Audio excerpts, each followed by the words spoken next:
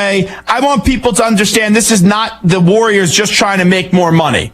You got to be more careful.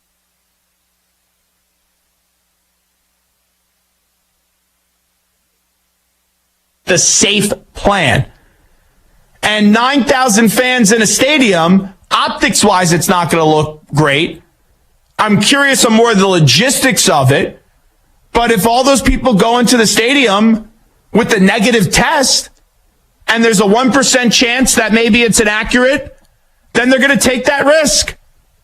So the only thing I have a problem with this is that at one moment you're hearing Joe Lacob say, your station for sports. Way back. Get up. Get out of here. Go. WKTY Lacrosse, 96.7 FM, 580 AM. High school football is on the air. Since 1948, WKTY has been covering high school sports in the Cooley region, a tradition that continues today. In addition to hearing the game on WKTY, you can watch the game on the WKTY app with video streaming of tonight's game compliments of Firefighters Credit Union. Now, the WKTY High School Football Game of the Week with the voice of WKTY Sports, Drew Kelly and Hunter Baumgardt. Now let's head to the field for tonight's action. Good evening, everyone, and welcome in to high school playoff football right here on WKTY 96.7 FM, 580 AM. Drew Kelly live with you here tonight from Darlington High School as it is level 1 of the high school football playoffs as the Aquinas Blugolds take on the Darlington Red Birds. Darlington comes into this one 4-1 on the season after a pretty good end to the regular season. Aquinas, a little bit of slumping coming into the second sort of season here as they're 3-3. They won their first 3 games. They lost their last 3, all against MVC opponents. So glad you can tune in here tonight on WKTY. Drew Kelly once again alongside Hunter Baumgardt. And Hunter, 2 teams that come into this game in different spots of the season as far as how they enter this game momentum-wise. But for Aquinas, you start to play a little bit more even competition as far as numbers are concerned. That's exactly right. They played D5 opponents, right, the first 3 games of the season. Then they went to the MVC, and we've seen, year after year how the MVC has, treated Aquinas. It's been a little rough going for Aquinas for the past few years, and so they were able to, switch to the Cooley. But then also they're now, back playing D5 schools after playing, West Salem, Onalaska, and Toma the past 3 weeks, which were stiffer competition. Lost each of those games by an average of about 24 points. So they are looking to bounce back tonight against more of a, like you said, an even opponent. You got to wonder mentally kind of what that does to a team once you get onto the field against a team, obviously, that's very talented in the Redbirds, who have about 30 points a game offensively, but a team as far as numbers-wise and probably size-wise, it's like, man, this is a breath of fresh air because the last 3 teams we were facing were just enormous, and obviously they had a lot more depth. That's exactly right. And Aquinas, we saw how they played against teams that are more like them, the size and kind of the skill set. They played those kind of teams in the early part of the year, and they played super well. They averaged over 40 points a game, and that shows how good this team can be. And they're well coached, obviously, by Tom Lee. So they have a good shot tonight against the number 1 seed in this section, if you want to call it that. Here against the Darlington Red Birds, and this should be a competitive game. When you take a look at the offense for Aquinas, obviously losing Will Cambio hurt them offensively. They were able to get that win against Westby, I believe, in week 3, but he was hurt in week 2. Will Cambio was for the season. And you guys have had to step up, and obviously it hasn't looked the same. More pressure has been placed on Jackson Flotmeyer, the sophomore quarterback. Who do you think, as you take a look at the roster and kind of the guys that have really made a difference the last few games, who needs to step up here tonight? Yeah, I think, as far as running the football, Kelvin Hargrove is a guy who you look at. He's taken the spot of Cambio, about 4.7 yards per carry. He does have a touchdown, a fumble, but they need to get that running game going. In the last game that we broadcast, it's mistaken who they are playing. Onalaska, yep. And, they weren't able to get that run game going. If they can get the run game going, that can open it up for Jackson Flotmeyer, who we know is talented. So, as he is as talented as he is, if you don't have a run game going, it's kind of harder for him to open up the passing game. So I think Hargrove is a guy, and then their leading receiver, Quinn Miskowski. I mean, he's going to have to catch some balls tonight. He's got 13 catches on the season, 3 touchdowns, 204 yards. He's a guy as well catching those balls from Flotmeyer. As far as the Redbirds, they're going to be a typical D5 team. They're going to run the football up and down the field, and just talk about some of their weapons, Hunter, on the offensive side absolutely. of the football. Yeah, Braden Davis, their quarterback, attempted 62 passes in 5 games, about 12 to 13 attempts per game. But of course, they run the ball as well. Brady Holm, their leading rusher, with 363 yards, 4 touchdowns, about 121 rushing yards per game. So obviously, they are going to lean on him a lot tonight, and they've got a good receiver in Carter Lancaster as well, with 20 catches for 283 yards and 3 touchdowns on the season. So yeah, they're going to run the ball a lot, but they can pass it as well. It's going to be a nice night for football. It's a cold night, but if you're tuned in to WKTY, we appreciate you doing so. Obviously on the video feed, as well as on our station, WKTY 96.7 FM and 580 AM, and also on WKTYsports.com/video. Download the Roku app. You can watch it on your smart TV and on your big screen TV as well. Should be a fun one here tonight. We're going to take a 2-minute break. We'll wrap up pregame coverage after this, and the playoffs in 2020. Can't believe we're finally here, but it is here, and that's coming up next. You're listening to High School Football Playoffs right here on WKTY.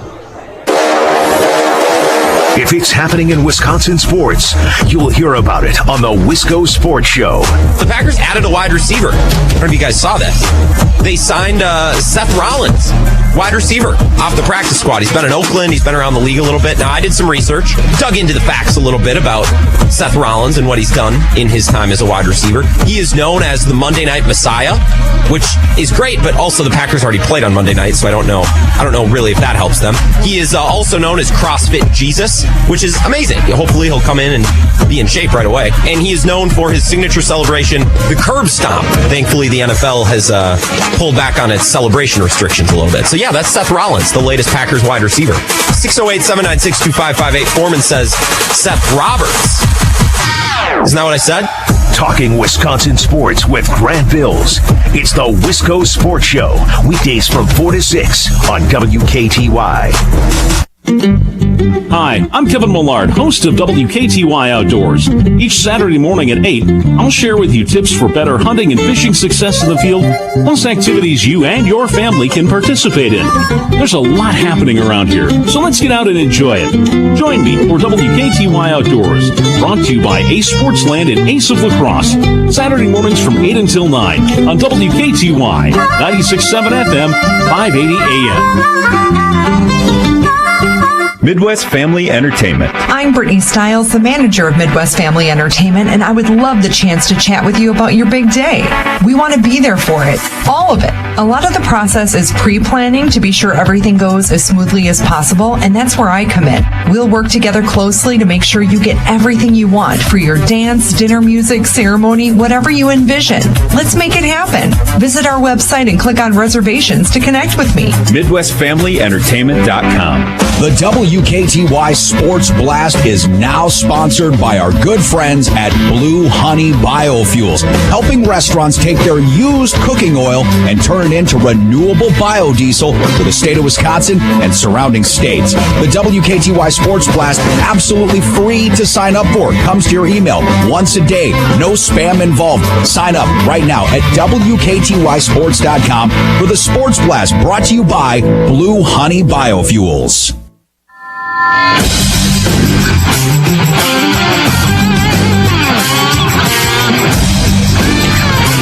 Back here in Darlington, Drew Kelly, Hunter Baumgardt, live with you here this evening. And we have got high school playoff football coming for you in about 5 or 6 minutes here as the Aquinas Blugolds and the Darlington Red Birds get set to do battle. And Hunter, these two teams will take on the winner of another pretty highly anticipated matchup around this area. You got it, exactly. It's going to be, Lancaster and Melrose Mindoro is the other one, the 2-3 matchup in this. And, these two teams will meet, the winner of that one and the winner of this one will meet in the regional championship game next week. So we've got the national anthem coming up here pretty soon. The cheerleaders are doing their last cheers, and we've got football coming. It's we didn't know if we'd have playoff football this year. It's amazing. It really is. It is. And it's a different circumstance because possibly the losers or the team, yeah, that's the loser. Okay, I was thinking there was a different word. The teams that lose this game have a chance to play next week as well against the two teams, against the other matchup that the team that was defeated. And so, that's a different opportunity for them to keep playing, keep this season going, and just get as many opportunities for these kids as absolutely possible.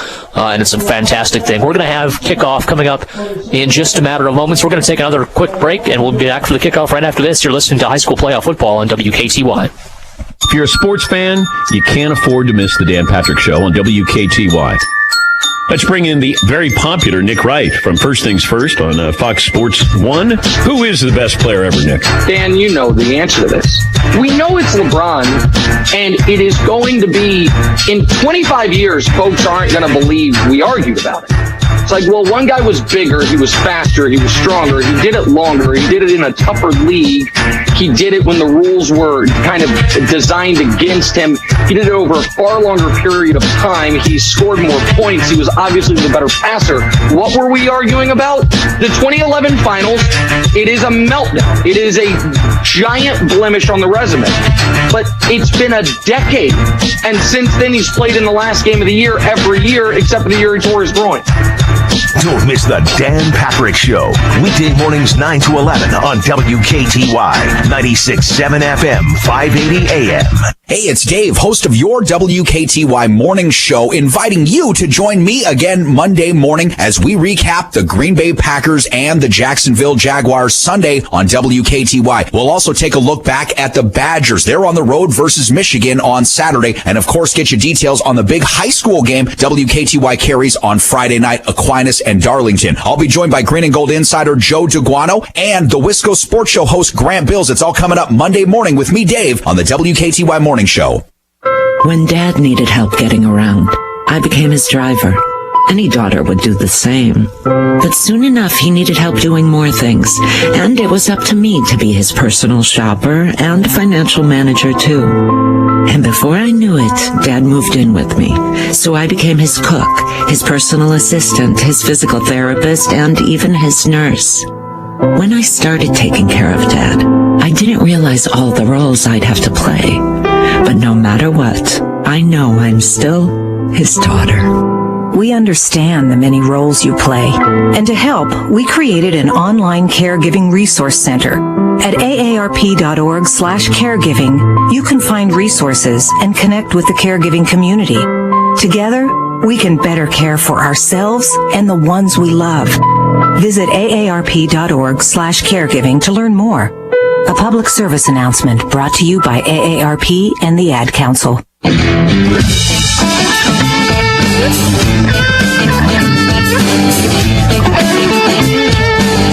Back here in Darlington, Drew Kelly and Hunter Baumgardt live with you here tonight. The Darlington Red Birds, the Aquinas Blugolds.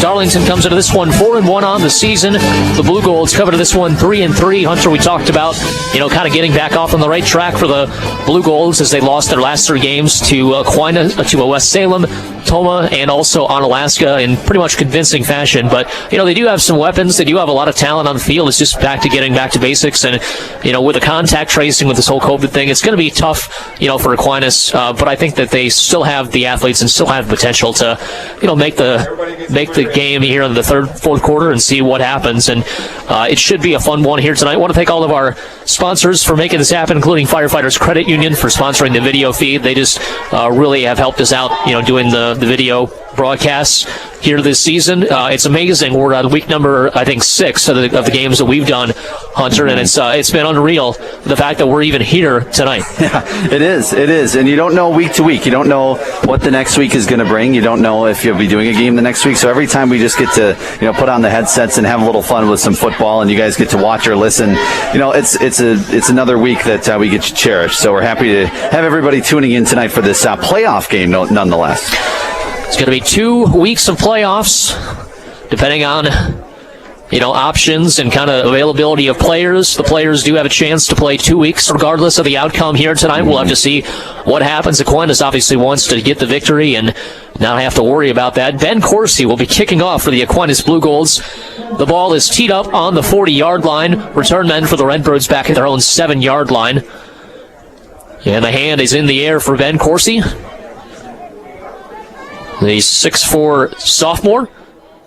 And here is the run-up and the kick, and playoff football here in 2020 is underway. It's going to be taken by the up man at the 20-yard line. Stutter steps in the middle of the field, gets across the 30 down to about the 31-yard line, and that's where he's finally wrapped up, make it the 32. And that is pretty good field position for the Redbirds to start out, Hunter. Yeah, exactly. And if you're Aquinas, just looking for a stop, right? Force it. It doesn't have to be a 3-and-out, but don't let them score on the first drive, so then you can get some momentum heading the other way. And I think this defense is excited here for Aquinas to get right on the field and get after it here. They look like they got some energy hopping around a little bit. They'll mark it at the 37-yard line, and it'll be 1st and 10 for the Redbirds. Easton Evenstead is lined up to the right side. On the near side of your screen, 2 other receivers in the slot and a receiver on the left side as well. Braden Davis, the quarterback, in the pistol. Right behind him, Brady Horn, and here is Davis. Has some time in the pocket, goes deep over the middle, and it's going to be incomplete. Overshot his receiver by about 5 yards. It's going to be 2nd down and 10. Good coverage by Aquinas to make that difficult. Yeah, exactly. Just kind of blanket coverage down there. The safety was over there as well. Plenty of Blugolds down there in the vicinity of the football, and so a good first play for that Aquinas Blugolds defense. Number 17, Paulie Rudeman, back there in coverage, helping out for the Blugolds. It's 2nd down and 10 at the 38-yard line, 11:45 to go. Just underway here from Darlington. Drew Kelly, Hunter Baumgardt, live with you here tonight on WKTY. 1 receiver out to the left side, 3 to the right, shotgun formation. Here's the deep throw around the right sideline. It's going to be caught, a beautiful pass, dropping it into the bucket there. A nice catch as well by Carter Lancaster. That brings it all the way down to the Aquinas 39-yard line. He had some time, but that was just a really nice pass by him. Yeah, exactly. It couldn't have been more perfect. Just dropped it right out of thin air, and the Aquinas Blugolds had good coverage, but like you said, just a perfect pass. So it'll be 1st and 10 at the Aquinas 39, moving from left to right from your video feed and from our vantage point up here in the press box. And here is the read option, and it's going to be taken by the running back, Brady Horn. Not much going there. Maybe lost a yard or maybe got back to the line of scrimmage, and that's it. It's going to be 2nd down and 10. Aquinas, that time, reading their keys on that option play. Good job by them. Yeah, the Redbirds going a little no-huddle here early. Not a lot of time for the defense to react or the broadcasters themselves. 2nd down and 10. Here's the read option, the pitch this time. It's going to be behind the up man. It's going to be a fumble recovery by Aquinas. Evenstead, I believe, was the running back in the backfield. They tried to pitch it to him. The pitch was behind him, and so Aquinas on the opening possession gets a turnover, and that is the way you want to start this game. A huge way to start after losing 3 in a row. Aquinas coming in here wanting to get some momentum to start things, and that's exactly what you need. So now Jackson Flatmeyer and that offense can go to work for the Blugolds. It'll be Hargrove lined up in the backfield with Flatmeyer. He's off to Flatmeyer's right of the shotgun formation. Wingback lined up on the left side, and 2 receivers split out, 1 on each side. Here's a deep shot. They're going for the home run ball in the first play. They're going to Miskowski, and incomplete.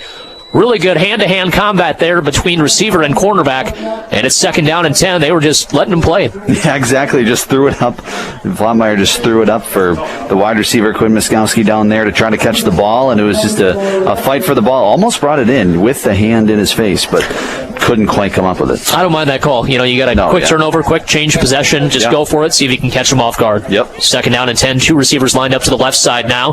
It's going to be the jet sweep this time. Joe Penshie. Penshie will take the left side off the edge, and he's going to pick up about 3 on the play out to the 48-yard line. It's going to be 3rd down and about 7 upcoming. So now you're kind of in that situation where you've been the last few weeks, 3rd and, not necessarily great situations. So we'll see what kind of play call Aquinas comes up with here. Exactly. You pass on, 1st down, then you run it. Maybe looking for a pass possibly here. So it'll be Penshie lined up as the right wingback. 1 receiver split to each side. Here's Flatmeyer. He's going to roll to the left side. On the move. Fires complete to Quinn Miskowski on a comeback route. Picks up the 1st down across the 45 down to the 43-yard line. Nice rollout there by the offensive coaching staff for Aquinas to get him a little bit out of the pressure, and he picked up the 1st down. Yeah, just bought some time and was able to do a quick pass. Nothing too deep, just a quick pass, and was able to get that 1st down. Good hands catch there by Quinn Miskowski as he had a coverage man on him immediately. And here's the handoff to Hargrove. He almost lost the ball on the handoff, and it's going to be a loss of about 4. That could have been a lot worse than it ended up being. Exactly. Almost lost the football. And Hargrove's a guy who we talked about in the pregame show is going to have to get going for the Aquinas Blugolds. Flottmeyer's really good, of course, at the quarterback position, but if he can get the running game going as well, they're going to be in a good spot. It'll be second down and 15 at the 47-yard line. 9:55 remaining here in this opening quarter. First possession for Aquinas, first possession for the Redbirds ended in a turnover inside Blue Gold territory. So 2 receivers out to the right side this time. It's Penshie going across the motion to the right side. And now here is Flottmeyer on the run again. They're going to find Penshie along the edge, and he's going to dive ahead across the 45 down to about the 43-yard line. Gets back to about the original line of scrimmage, should bring up around 3rd and 10. You know, Flottmeyer can throw it deep, but the quick passes seem to be working here early, and I think that's kind of what they're going to try to do. Establish a little bit of a rhythm for Flottmeyer, especially in the game we saw a couple of weeks ago against Unalaska. Never an opportunity to get into rhythm, but once you can get this guy into a rhythm, I think that can really help the Blue Golds offense. 2 receivers both to the left side. Hargrove is the back of the backfield trying to protect Flottmeyer. Flottmeyer goes deep down the left sideline from Miskowski. He caught the ball, but they say his foot was out of bounds. Did not bring it in play. That's going to bring up 4th down and 10 at the 42-yard line. Coach Lee talking to the referee about something there. We'll see what they do. I was going to say you're kind of in no man's land, but you know, they got a good punter for Aquinas. Flottmeyer also does the punting duties, so he's been known to pin them deep a few times here this season. Yeah, exactly. So might want to just play the field position game a little here and see what you can do on the defensive side after causing a turnover on the first possession for Darlington. Still not a bad offensive possession. You got a couple first downs, got in some rhythm. Now you play the field position game, see if you can't force another turnover here. So here is the punt by Flottmeyer. Flottmeyer gets the catch on the snap, and it's a line drive punt. And he just smoked that one through the back of the end zone, so it brings the football out to the 20-yard line of Darlington. That's where they'll start their second possession of the game. 8:56 remaining here in this opening quarter. And a little bit of a chess match going back and forth here between the 2 head coaches, and we'll see on this. Both defenses playing better than the offenses, but I'm sure these offenses will get going. We know both of these teams can score a lot of points. Basically 2 shot plays. One was converted on the out pattern by Darlington, and then obviously the first offensive play of the game for Aquinas going about 30-40 yards down the field to Miskowski, just unable to hang on in great coverage. So Darlington back to work. 2 receivers out to each side. Pistol formation in the backfield. And here's the handoff, the keeper this time by Braden Davis. Davis is going nowhere, stopped at about the line of scrimmage, maybe picked up 1 or 2 on the play. It's going to be second down and about 8. Yeah, we'll see if they continue the no-huddle offense here. Looks like they're going to speed it up a little bit, try to catch Aquinas off guard. 8:35, they ran that a few times on that first possession as well. 2 receivers split to each side. Once again, Brady Horn behind Davis in the pistol formation. And now here is the handoff to him, and squeezing his way through the hole and diving ahead, looking a little bit like Albert Romero there for a second. The way he likes to break tackles. He's finally ankle tackled at about the 28-yard line. It brings up 3rd down and short. Yeah, Brady Holm just basically just kind of falling forward and was able to get a few extra steps there. And now it's a 3rd down. Aquinas, this is why they punted, right? You try to get a 3-and-out right when you punt, and they have an opportunity to do so with a 3rd and short situation here for Darlington. 2 receivers split to each side again, trying to spread out the field, keep as few people in the box as possible. And now here's a high snap. They're going to go on a sack. It's going to be a blitz off the edge, and immediately that might have been a high snap, threw off the timing a little bit, but getting in there for the sack that time, that was big number 18, Zach Schwartz for Aquinas. And just as we talked about, a 4th down, a 3-and-out defensively by the Blugolds. Well, Aquinas couldn't have started this game defensively better. A turnover on the first possession for the Redbirds, and then a sack on 3rd down and short. And now Aquinas is going to get the football back. Return man lining up at his own 50-yard line, make it his own 49. And here is a shank. The punt goes sideways, makes it to the 40-yard line, and takes a hop sideways. So excellent field position for the Aquinas Blugolds as they open up their second possession. This isn't a must score, but you're in a position where if you have those opportunities, you're going to have to take advantage of them at some point. Exactly. So try to take advantage of a mistake here by the Redbirds and see if he can go down and score. I like the quick passing game worked a little bit. Hargrove not with too many yards in that first possession, but I think the quick passing game and then run it a little bit, and they could be on their way to maybe a score. The middle of that defense for the Redbirds is fairly big. They've got the size advantage up in the middle of that defensive line versus offensive line. 2 receivers out to the right side.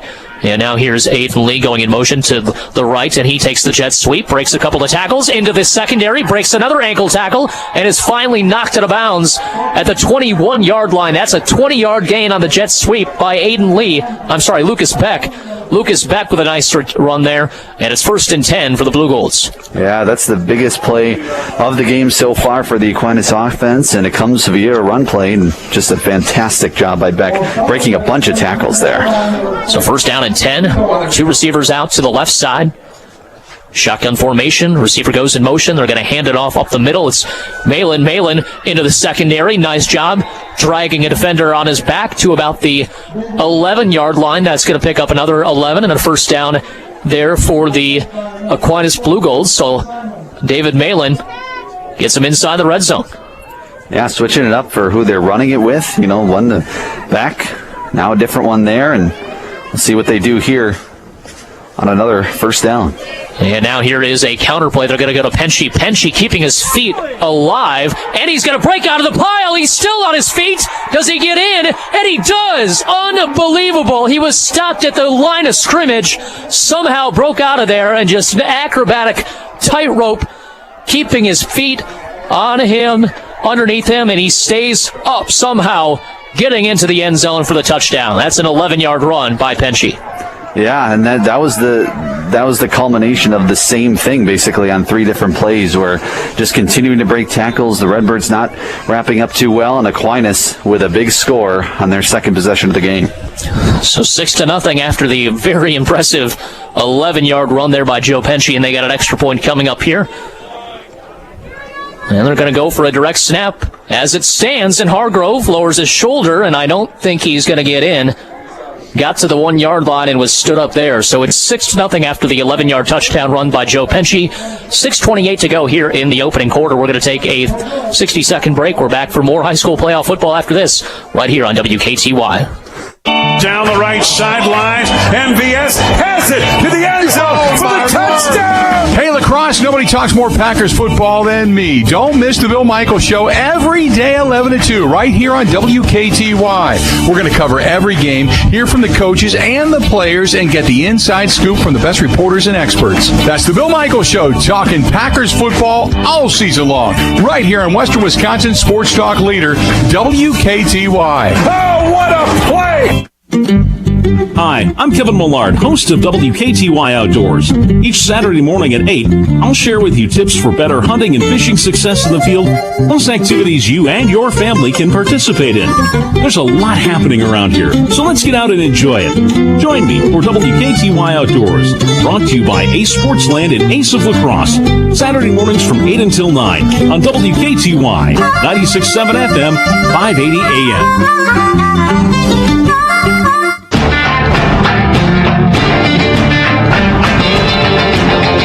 A quick return by the Darlington Red Birds as they tried the reverse return that time. Aquinas sniffed it out fairly effectively, and it's going to be out of bounds. 1st and 10 for Darlington on their 3rd possession of the game.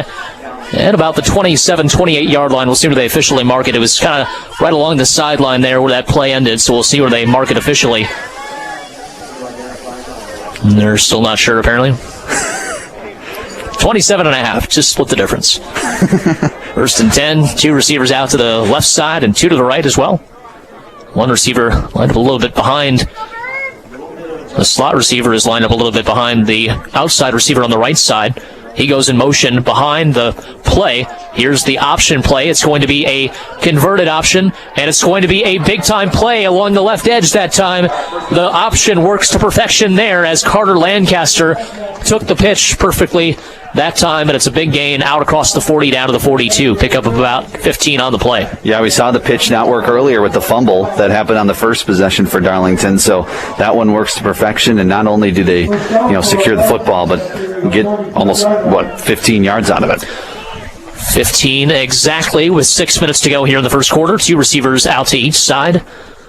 Once again, Braden Davis in the shotgun. They're going to go with a jet sweep this time. Breaking a tackle that time was Carter Murray. He spins out of a tackle, tries to cut up field, and nothing doing there. Good job. That was Caden Rankin going from left to right across the formation. He picks up about maybe 1 on the play. That time, Aquinas does a better job.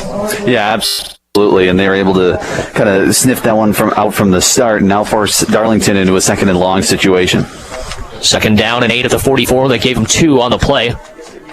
Once again, 2 receivers out to each side. Davis will run the counter play, this time with Lancaster. Lancaster picked up 15. This time he picks up nothing as he tries to go from right to left on the counter play. Aquinas once again ready for it. Darlington running a lot of motion in their backfield, and Aquinas being able to stay home, stay where they're supposed to be, and they are being able to make some of these tackles. Of course, the only time where Darlington's been able to, with all that motion, been able to gain a lot was that Lancaster 15-yard run. Otherwise, Aquinas, they've been staying home and staying to their assignments and doing really well. 3rd down and 8 at the 44-yard line of the Red Birds. 4:45 to go here first quarter. Drew Kelly, Hunter Baumgardt, live with you on WKTY. 1 receiver out to the left side and 2 to the right. And here is Davis in the shotgun formation. He throws to the right side, incomplete, overshot his intended target. A little bit too high that time for Hunter Hardiman. And that brings up 4th down and 8. And once again, the Blugolds get a stop, get off the field, and get their offense back to work. Yeah, exactly. And then got to have some momentum if you're the Aquinas Blugolds after getting that touchdown on the previous drive, pretty much going right down the field, running the football. You have to be feeling good about your offense coming back here. 4:34 to go until end of the first quarter. 6-0 Aquinas. Here is the running rugby-style punt, and it's going to be a short one. Got to get away from it. Did it touch a Blugold? They didn't say it did, and it's going to bound inside the 10-yard line and stand right there. A Blugold was running down the field with his back turned, almost kind of ran right into it. They say that he didn't touch it, though, and it's going to be 1st and 10 at the 10-yard line for Aquinas. So the field position game works this time for the Redbirds. We'll see how Aquinas can respond. Yeah, a little too close for comfort there on that return. Absolutely, by the Aquinas Blugolds. But yeah, Darlington now on the defensive side. Aquinas offense trots back out there with a 6-0 lead, and of course backed up, worst field position they've had so far tonight, but they were able to run right down the field on that previous possession and score on that Penchie run, which was an incredible run, 11 yards basically down at the line of scrimmage, but was able to break the tackles. So Aquinas lines up in the shotgun formation. It's going to be a counter this time again, breaking a tackle and getting into the open field across the 30 to the 40 and out of bounds. Finally getting tackled there at the 42-yard line is Hargrove. Broke a tackle at about the line of scrimmage, then just did the rest with his feet. You got it, and he was a guy we wanted. We said he was a key for Aquinas, getting him going, and he's been kind of the replacement for Cambio ever since he went down with the injury in week 2, and now he was. That's a big run for him and a confidence builder. 32 yards on the run. And it's 1st and 10 at the 42-yard line of Aquinas. Now here is Penchie on the jet sweep from left to right. He has some blockers out in front of him. Cuts back up inside across midfield. Gets inside the 45 down to the 42-yard line. Call it another gain of 16. Moves the chains again for the Blugolds. And the offense is churning on all cylinders. Absolutely, and it's all running the football. It's interesting. Obviously, we talk about the talent that Flottmeyer has at the quarterback position for Aquinas, but right now, and we also talk about, of course, the injury to Cambio, and he was huge in those first couple of games for Aquinas. But now it's all about the different running backs and some of the wide receivers getting in on it. And now here's the play-action fake. Flottmeyer with a slant pattern over the middle, incomplete. The ref says it was tipped at the line of scrimmage, may have impacted the flight of the ball. I want to welcome everybody from Darlington tuning in as they have a link on the school district Facebook page. We do appreciate all of you tuning in as well. Should be a really fun matchup as we continue throughout the night. 3:30 left here in the opening quarter. 6-0 Aquinas with a 2nd down and 10 at the 42 after the incompletion. Here is the the jet sweep, and Penchie will try to drag defenders. He gets across the 40 down to about the 39-yard line, so pick up of 3 and brings up about 3rd and 7 or so. Yeah, that time Darlington was able to stop that one in its tracks. Not a big gain for Penchie after he had run for 11 and 16 and really had success with that specific play. Good job by Darlington to kind of just keep spreading it out, just kind of keeping it pushed out to the sideline. Really no cutback lanes for Punchy there, and it's third down and 6. They gave him 4 to the 38-yard line. 2:52 remaining in the first quarter. Punchy once again in motion. They go the opposite way to Hargrove. Hargrove breaks a couple of tackles, then runs into a defender in the left side of the formation, number 21. Braylon Goebel with the tackle. There's going to be a penalty flag on the play. Would bring up fourth down. We'll see if Darlington decides to send Aquinas backwards with a holding penalty, and it looks like they will. So you play the field position game, obviously. Give the 10-yard penalty. Kind of give them the illusion you don't think they can get it anyway. Yeah, exactly. And I think Aquinas was in a spot probably to go for it there on fourth down with a short yard to gain. So now you back them up and see if your defense can make a stop here and force maybe a punt. Going to be a tough situation. Third down and 19. Now you're kind of in punting formation, as you were kind of mentioning, Hunter. Kind of changes the dynamic of things. Floutmeyer in the shotgun formation, rolls out to the right, goes deep down the middle of the field, and Miskowski got the catch, and he's inside the 20-yard line down to the 18. That is a gain of 33 yards there for the junior wide receiver. A nice pass as the crossing pattern worked to perfection for Aquinas. Yeah, Miskowski's the chosen wide receiver of Floutmeyer many times this season, and that time again. And that's where you see Floutmeyer's talent. I mean, that was just a perfect throw down the left sideline. First down and 10. Penchie goes in motion again. They go the opposite way with Hargrove. Hargrove dives underneath a pile and gets back to the line of scrimmage, but nothing more. They tried that the last couple of plays. Really, the most effective run has been that 30-yarder to start the possession so far. The rest of this drive, Darlington's defense has got to sniff that one out. Exactly. They've been doing better against the run on this drive. Floutmeyer making them pay a little bit with the arm. Second down and 10. 2 receivers out to the right side. And now here is Beck going in motion. He had a big run previously. Same looking play, but this time not so much. He is dumped for about a 4 or 5 yard loss. Just not a whole lot of penetration on the outside from the receiver's standpoint. The secondary of Darlington in there for the tackle. Yep, exactly. And so now the Blugolds kind of backed up a little bit here on third down and long. See if they go back to the air like they did last time on 3rd and 19 when Floutmeyer hit Miskowski for a big gain of 33 yards. Third down and 14, 1:38 and counting here in this opening quarter. Drew Kelly, Hunter Baumgardt, live with you on WKTY 96.7 FM, 580 AM in La Crosse. Also, everybody, appreciate you tuning in on the WKTY app and our WKTY Facebook page and website as well. Here's the rollout, and this time it's complete to Lucas Beck. But a little bit low, he had to go down to get it, and just kind of fell to the ground. It's going to be fourth down at about 12. He picked up 2. So 1:10 to go, and probably in 4-down territory. Haven't seen the kicking game for Aquinas yet, as they went for the 2-point conversion on that touchdown previously by Joe Penchie. Yeah, I would think you'd see Floutmeyer throw it again here. Yep. That would be my guess, and they probably wanted a little more. Now it's going to have to be a kind of a 4th and long scenario, obviously. One receiver out to each side. Here is Floutmeyer. He's going to go deep down to the left sideline of Miskowski. Complete. Again, Miskowski got the catch in the corner of the end zone. Just couldn't get his feet down. Once again, good coverage. Blanketing him that time was number 5, Easton Evenstead. And it'll be 4th down and 13, which makes it turnover on downs. So the Redbirds turn the Blugolds away, and that's a big defensive possession for the Redbirds. Now we see if the Aquinas Blugolds can keep that momentum of forcing the Redbirds to have some futile offensive possessions. Exactly, and Miskowski, I think, thought maybe he got a foot down there, but either way, that was even if it didn't count, that was a beautiful catch. Very good catch. Miskowski down there on the left sideline, and Floutmeyer's done that a couple times where he just puts it up and see who can come down with it. But now, Darlington takes over. So first down and 10. Braden Davis in the pistol formation with 4 receivers in the formation.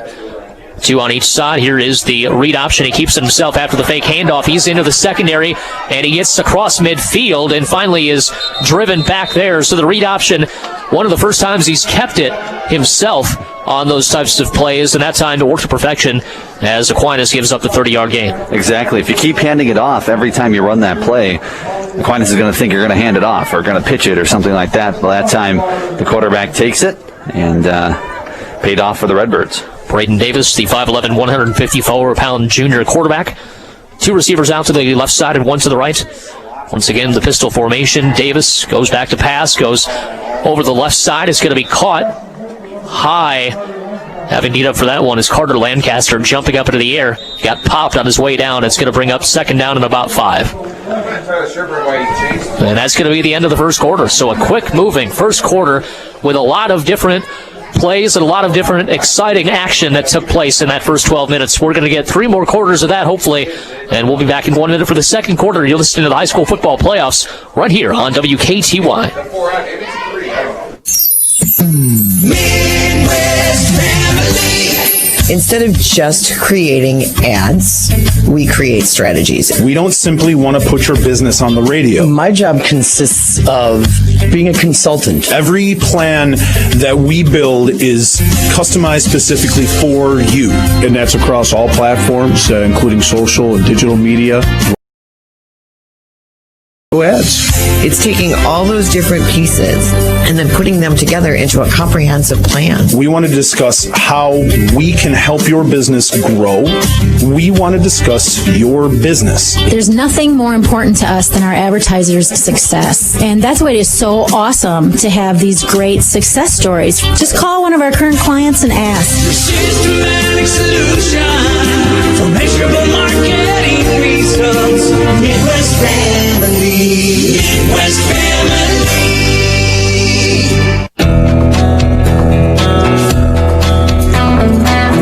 Back here, start of the second quarter in Darlington, as we've got a quick handoff to the right side. Breaking off the tackle that time was Brady Horn. He only had 2 or 3 carries. He's really one of their main offensive weapons here, trying to spread the ball around in this game. That time he picks up about 4 on the play. It's going to be third down. Exactly, and a third down. And a big one here for this Aquinas defense, although most likely this will be 2-down territory, but it's also like 3rd and 1. So 3rd and short situation as the Redbirds go no huddle once again. 2 receivers out to the right side, 2 to the left. And now here is the handoff again, this time as Horn gets the first down. Only needed about 1.5 yards, and he got just that. It's going to be a fresh set of downs for the Darlington Red Birds. 11:24 to go here in the second quarter. Drew Kelly, Hunter Baumgardt live with you here this evening. We'll see if Aquinas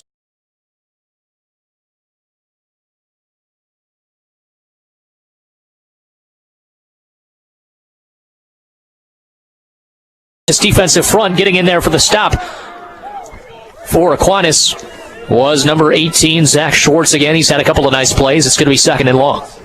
Yeah, good play by the Aquinas defense, and after having some success for the Redbirds offense, that was good for the Aquinas Blugolds just to kind of get some confidence back.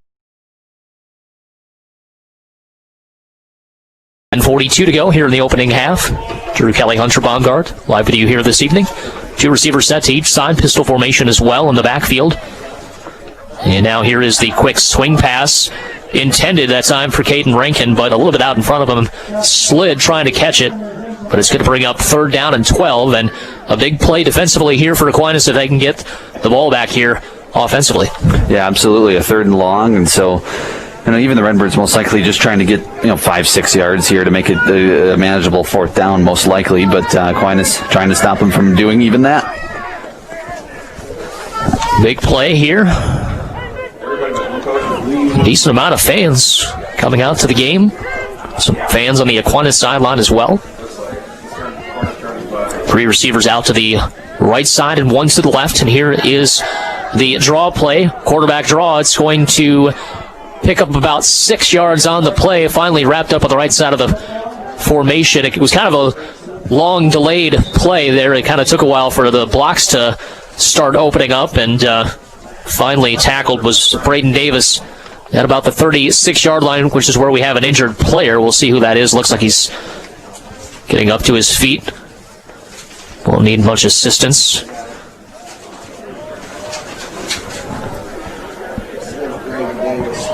Yeah, good to see him walking off the field. Looks like that's Hunter Hardiman, number 3 for the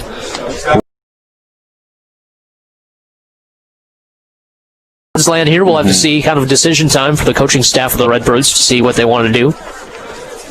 And obviously, And Aquinas has had some success these last couple of possessions. Obviously, it fizzled on the last possession, which allowed the Redbirds to get possession still in the first quarter, which is why we're on the same side of the field. Play for a quick minute. 10:16 remaining here in the opening half.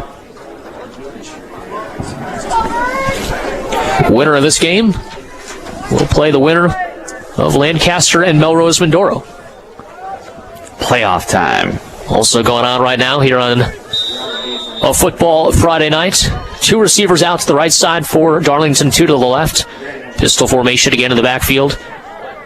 And Davis sends a man in motion, almost got an offside penalty. Aquinas jumps back. Still 4th down and 6. And now we've got a counter play to the right side. It worked to perfection that time. Carter Lancaster got a block on the edge, and that sprung him for about 15 more yards. It almost looked like there was movement along the offensive line, but refs let him play. It was just kind of discombobulated at the beginning of the play, but he picked up the first down. Yeah, not enough for a false start. So Redbirds, big first down, and they're going no huddle, want some momentum. And now here is the quick slant, the swing pass out to Caden Rankin. Rankin breaks the tackle, keeps on his feet, spins inside, and now the ball goes out of bounds. Where does it land? If it went inside the pylon in the end zone, it's a touchback for Aquinas. Where do they say it lands? I think it did. Oh, my goodness. Yeah, we did. I think it's going to be 1st and goal at the 1. Man, they're going to say it went out at the 1-yard line. That was really, really close. Obviously, if it went inside the pylon and went into the end zone and out of bounds, it would be Aquinas ball at the 20. As it stands, it's 1st down and goal.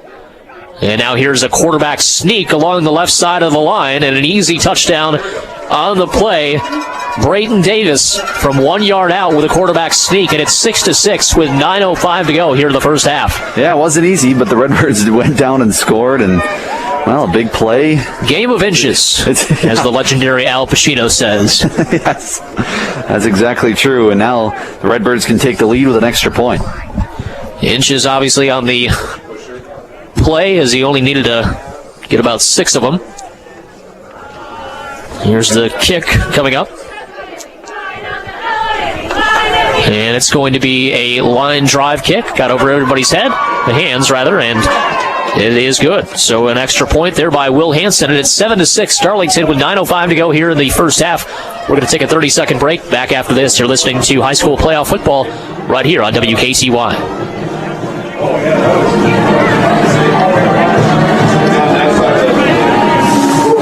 All right, we'll take it.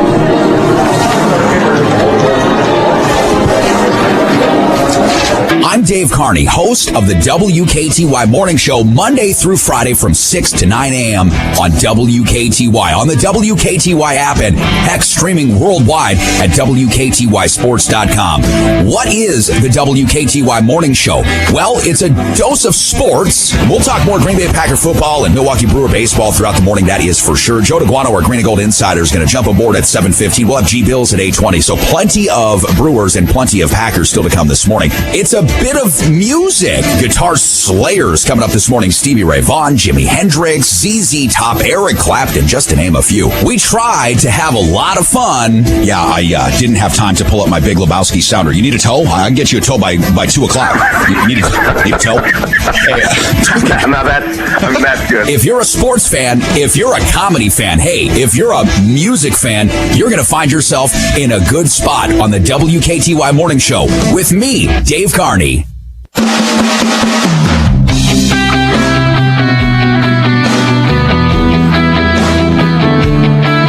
Welcome back to Darlington High School. Darlington answers the Aquinas score after a couple of possessions between the two. It's 7-6. Redbirds on top of the Blugolds with 9:05 to go here in the first half. And now here is a fake kick, and now they'll all spread out. Fake the onside kick. You got to be ready for that. I mean, at some point in this game, they're going to probably go to that at some point. And it's going to be the quarterback, Brayden Davis, who has the kicking duties as well. And it's going to be taken on the fly there by Chris Wilson up the left sideline. Breaks through a couple of tackles, still finding his way up along the sideline across the 35 down to the 38-yard bounds. So a good return there by Aquinas, and we'll see if they go kind of quick, no huddle tempo here, if they try to slow the game down and get a little bit more time possession back in their favor. Yeah, exactly. And we'll see if they go with the run or maybe do some short passes for Flottmeyer, although he's thrown a couple of good deep balls so far, and see if Quinn Miskowski can come down with a contested catch. He's had a couple of tries, but hasn't been able to do so yet.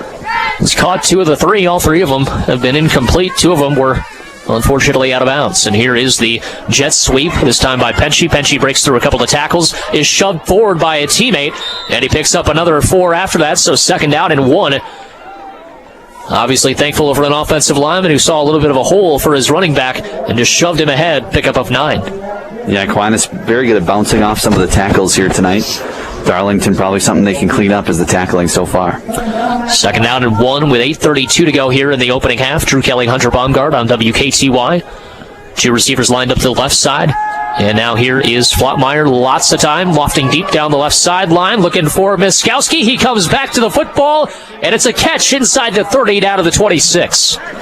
Well, there you go. We talked about the contested catches, and Flottmeyer just throws it up. He doesn't usually hit him in stride. He throws it up there and knows his wide receiver can go up and get the football, and that's exactly what he did. Came back to the football, and with a big gain inside the Darlington 30. And you just wonder kind of if he knows just his receiver. You know, you wonder if Will Cambio, does he lead him a little bit, and does Cambio, kind of burn the cornerback there?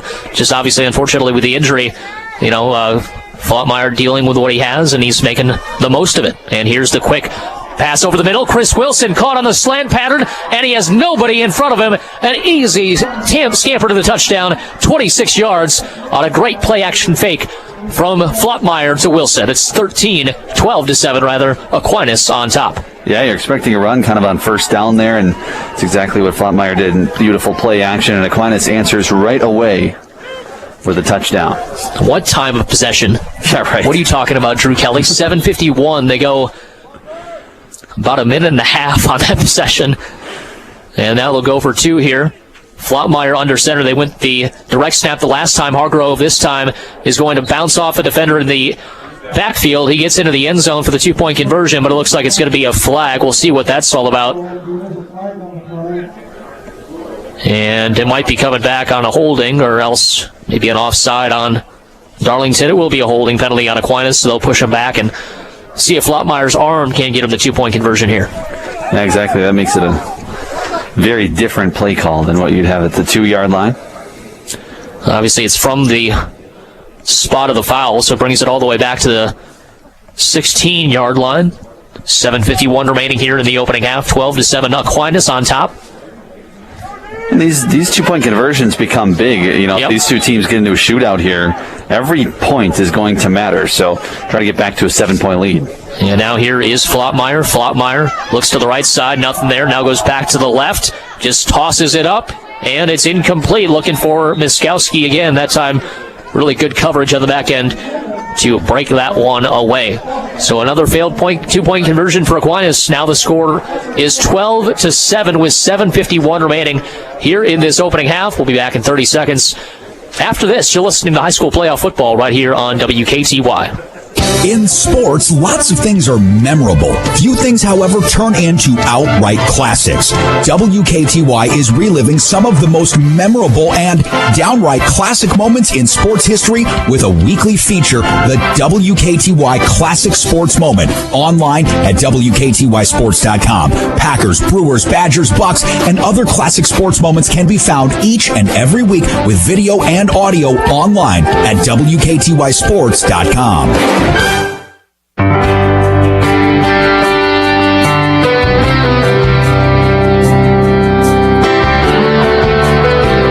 Back here at Darlington High School, Drew Kelly, Hunter Baumgardt, a nice 26-yard passing play from Flottmeyer to Chris Wilson. Makes it 12-7 Blugolds as they're about set to kick off again. And now here is the run-up and the boot, and it's going to be taken again, this time by number 13 on a handoff out across the 30-yard line, spinning, and finally down at the 39-yard line is number 2, Caden Rankins. They had a big-time return on the previous return.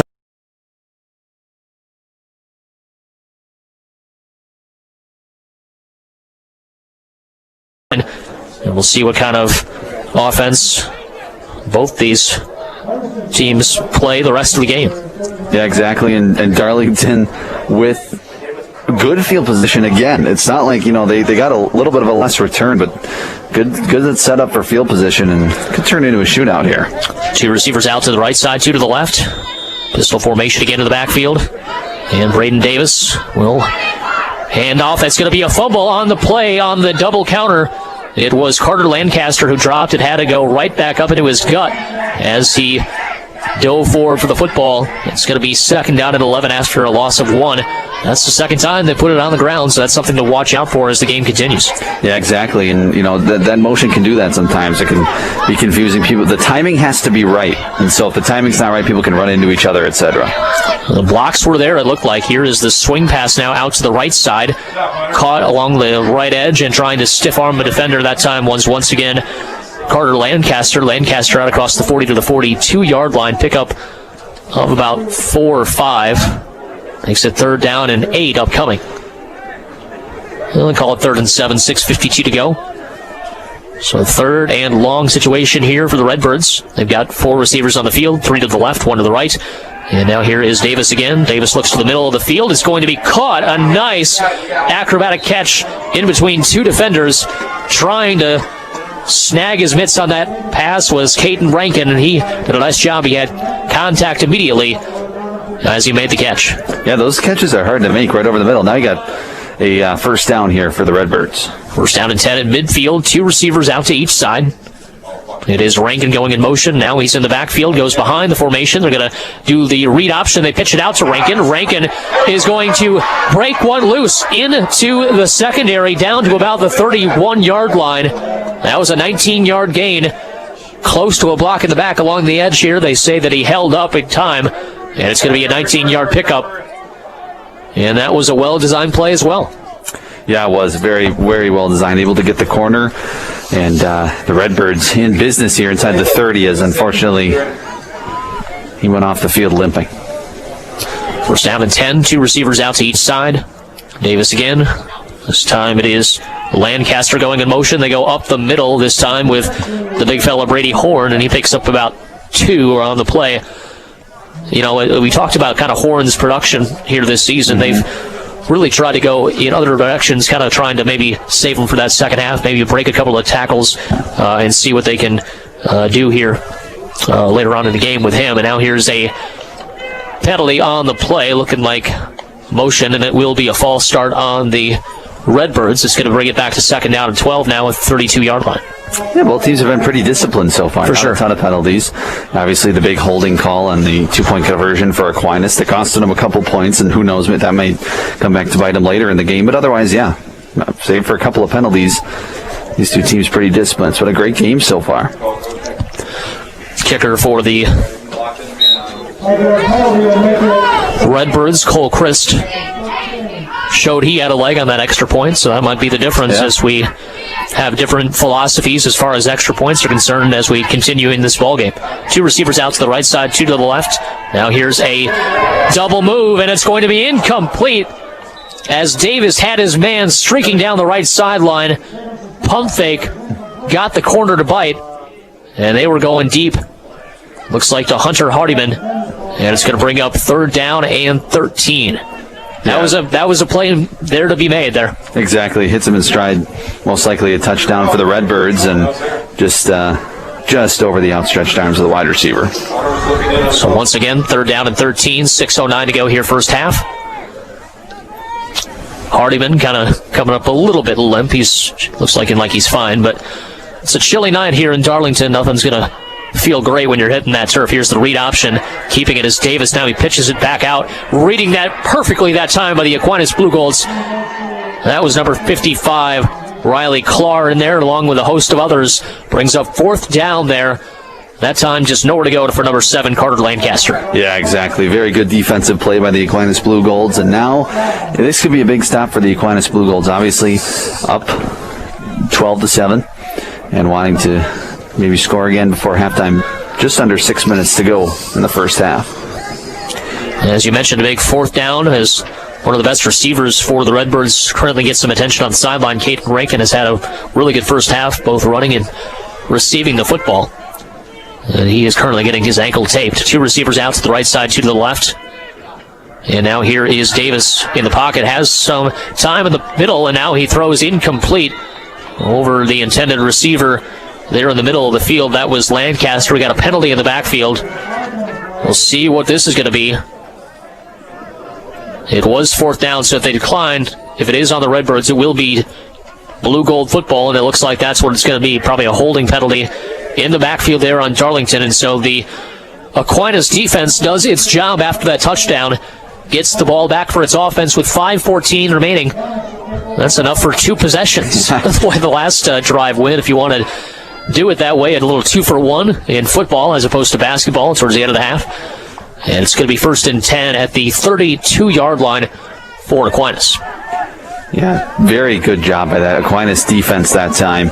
And just being able to get the stop there. Of course, you get a score and kind of turns into maybe a score, going back and forth, but then a big play by the defense. And now here is the jet sweep. This time it was Beck again. Beck once again breaking tackles. Beck across the 35 down to about the 39-yard line, picks up 7. He will just not be brought down on first contact. Very, very special talent. Very much so. And just able to continue those legs moving. And, you know, we talked about Romero on Alaska a little bit earlier, but that's something that he can do and just continue to keep the legs moving, and that can get you more and more yardage. Good thing for Romero, he's 225 pounds. Lucas Beck stands at 169, so it's just all effort for him. 2nd down and 2. Here's the handoff to Hargrove this time. Big hole right side. Cuts it back up inside and is rocked. Middle of the field there by number 24 that time, Parker Fitzsimmons. But that's enough for a 1st down, pick up of 3. So the Aquinas Blugolds move the chains. It's now 1st and 10 at the 44 with 4:23 remaining here in the opening half. Clock continuing to run. Here's the handoff again to Hargrove. Same play as before. This time he cuts it up sooner. And he gets maybe 1 on the play, 2nd down and 9. Yeah, and if you're the Redbirds defense, obviously you want to force a punt most likely, but it depends on how far Aquinas gets if they're going to go for it. Obviously right now they lose a few yards, might go back to a punting scenario, but now we have stoppage of play. And it looks like Hunter Hardiman, maybe a stinger, or he is injured in some way, his right arm, so he'll get some medical attention. 4:01 to go here, first half. Drew Kelly, Hunter Baumgardt, live with you here this evening from Darlington High School. Now here's the throw over the middle, almost intercepted that time. Oh, the kicker, Cole Christ, was in the middle of that play. He had it thrown right into his chest, and it bounced off, incomplete. 3rd down and 9.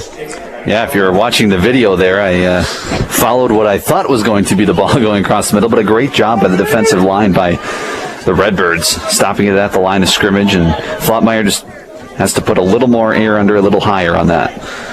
It worked previously with Chris Wilson right across the middle on the slant pattern, probably the same type of play call. Here's Flottmeyer rolling out to the left side as backside pressure goes deep down the left sideline. It's going to be incomplete. And they're letting him play in the secondary. The intended receiver that time was Joseph Savaldelli. Also down there was Miskowski. A little bit too close to each other there. It's not really how it's usually set to be, set up as far as how it looks on the card. Mostly trying to have a little bit more separation than that. Yeah, 2 Blugolds in that vicinity, though. It almost looked like one of them probably could have came up with it. But now looks like Aquinas going to punt it away and turn things over to their defense.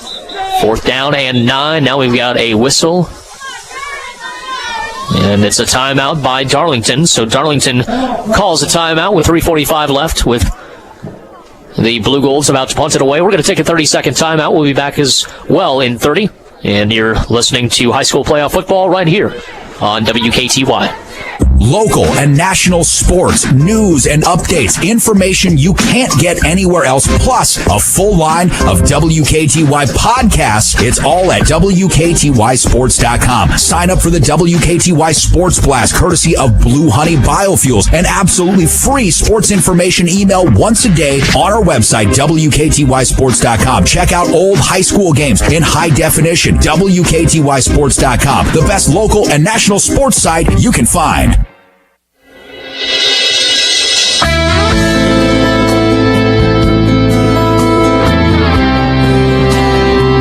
Back here at Aquinas Aquinas. It's going to be 4th down and 9. Punting upcoming for Flottmeyer. It's a rugby-style punt. He punts it with his left foot. And the return man telling everybody to get away from it. Takes a couple of Aquinas hops down to the 21-yard line. So that's where the Redbirds will have possession with 3:35 remaining here in this second quarter. You know, really the offensive positive plays that have come from Darlington here this evening have been from those motion plays. Yep. When you go straight back in the pocket and, you know, just go deep down the field, Aquinas has done a pretty good job as far as coverage. Now we get a penalty on the flag back near where the punting took place. Yeah, let's see. So we'll see what this penalty is.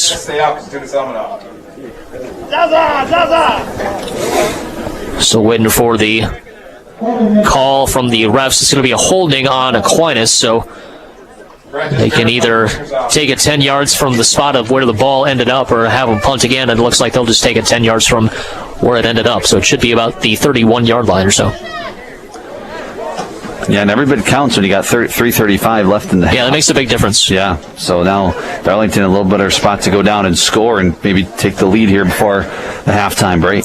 But as I was mentioning before, you know, as far as the straight back to pass, you know, the Aquinas secondary outside of the double move that you know, the Aquinas Blugolds almost got burned on the last possession. They've done a pretty good job just one-on-one with these receivers. It's kind of just when the formation and the movement has kind of gotten them a little bit off kilter is when, you know, we've seen a little bit of issues as far as the Aquinas defense. But then the more they go back to the well, the more Aquinas' defense seems to stop it. So, you know, fool me once, shame on me. Fool me twice, it's not going to happen. It's kind of the type of moniker the Blugolds seem to have taken here in this game. So now we'll mark off the 10 yards from where the football ended up, which was the 21-yard line, and makes it the 31-yard line now. A lot of discussion there with the refs before deciding that one, making sure they got everything correct. 2 receivers out to each side. Davis in the pistol formation with Horn behind him. And it's going to be Lancaster in the backfield. It's going to be a run up the middle by Horn. Horn picks up about 5 on the play. 2nd down and 5 up the middle. Haven't seen that play a whole lot, but Horn's been pretty effective, just going right up to the gut. 2 receivers out to each side. Once again, pistol formation in the backfield. Here's the swing pass out to the left side. A tough catch, and now a fumble on the play. Oh, they're going to say incomplete. They're going to say incomplete. Ethan Schuhart got it knocked out of his hands. Looks like he turned upfield for a quick second, but they say he didn't have enough time with the ball in his hands to be a fumble, so it is an incompletion, a break there for the Redbirds. Yeah, absolutely. Probably the right call. I don't think he made a huge football move there. Barely had turned around, but that could have probably went either way. I mean, obviously in high school, no replay or anything, so you just make the call in the field, and that's what goes on. 12-7. The score here, Aquinas with the lead. 3:10 to go here until halftime. In Darlington, level 1 of the D5 high school football playoffs. Here is the read option this time. It's going to be Davis with a run into the secondary for him, and he gets across midfield all the way down to the 40-yard line. That's a 24-yard gain there. Brayton Davis, we've seen him burn the Blugolds a couple of times now. They just go back to him every once in a while just to keep him honest, and so far it's been one of the most successful plays. He fooled everybody, including the cameraman on that one. Going no huddle. Here's the handoff to Horn. Horn trying to shove defenders forward. It's going to be a gain of about 2 or 3. Getting in there for the stop for the Blugolds is number 41, Ming Huang. And it's 2nd down and 7 with 2:37 to go. 37-yard line of Aquinas. Yeah, plenty of time still. So now that they're within Aquinas territory, they can slow down a little bit, but looking like still going no huddle at this point. Schuhart goes in motion, fakes to him, going deep down the right sideline. It's going to be incomplete. And they're going to throw a pass interference penalty on the play. Savoldelli was stride for a while, but then he reached out as he got burned. The intended receiver, looks like that was Caden Rankin, who was back into the ball game. And so that'll be 15 yards and a first down here for the Redbird offense. 2:21 left. Yeah, I think they're saying that Salvadelli kind of hooked his arm there down the field and prevented him from catching the ball. So, yeah, Big penalty there. Puts the Redbirds in a real good spot here. We'll see where they mark it. It should be inside the 25, 22-yard line or so. 22 is where they'll mark it from the 37 of the previous spot. Lancaster was actually the intended receiver, as Rankin still continues to get some treatment along the sideline. One receiver out to the right side, two to the left. Now one receiver goes in motion. That's Schuhart. Now here's play action. Davis goes to play action, goes to the end zone, and it's going to be caught for a touchdown. Unbelievable. Just going up and over two different Blue Golds to just grab it away from everybody on the field. Carter Lancaster with a 22-yard touchdown catch. As it's going to be 13-12 Redbirds. Yeah, that was a really nice catch, just using his hands. I mean, we talk about, wide receivers maybe using their body or being able to jump up for a ball. That was just grabbing the ball with his hands. Now we have a penalty marker. It looks like it's going to be a warning, sideline warning on head coach Tom Lee, obviously upset with the way that play went down. Still plenty of time left. Once again, the kicker will be Cole Christ, who almost had an interception on that previous Aquinas offensive drive, just going right off his chest. So Christ will wait for the snap. Here's the hold. The kick is up, and it is no good. So the timing a little bit off there on the snap and the hold, and the kick a little bit off to the right. And it is 13-12 with 12:13 remaining here until halftime. Darlington has retaken the lead, and we're back in 30 seconds. You're listening to the high school football playoffs right here on WKTY. The WKTY Sports Blast is now sponsored by our good friends at Blue Honey Biofuels, helping restaurants take their used cooking oil and turn it into renewable biodiesel for the state of Wisconsin and surrounding states. The WKTY Sports Blast, absolutely free to sign up for. Comes to your email once a day. No spam involved. Sign up right now at WKTYSports.com for the Sports Blast, brought to you by Blue Honey Biofuels. My name is Bryce Crowley. I'm a design consultant, project manager for Kitchen Solvers.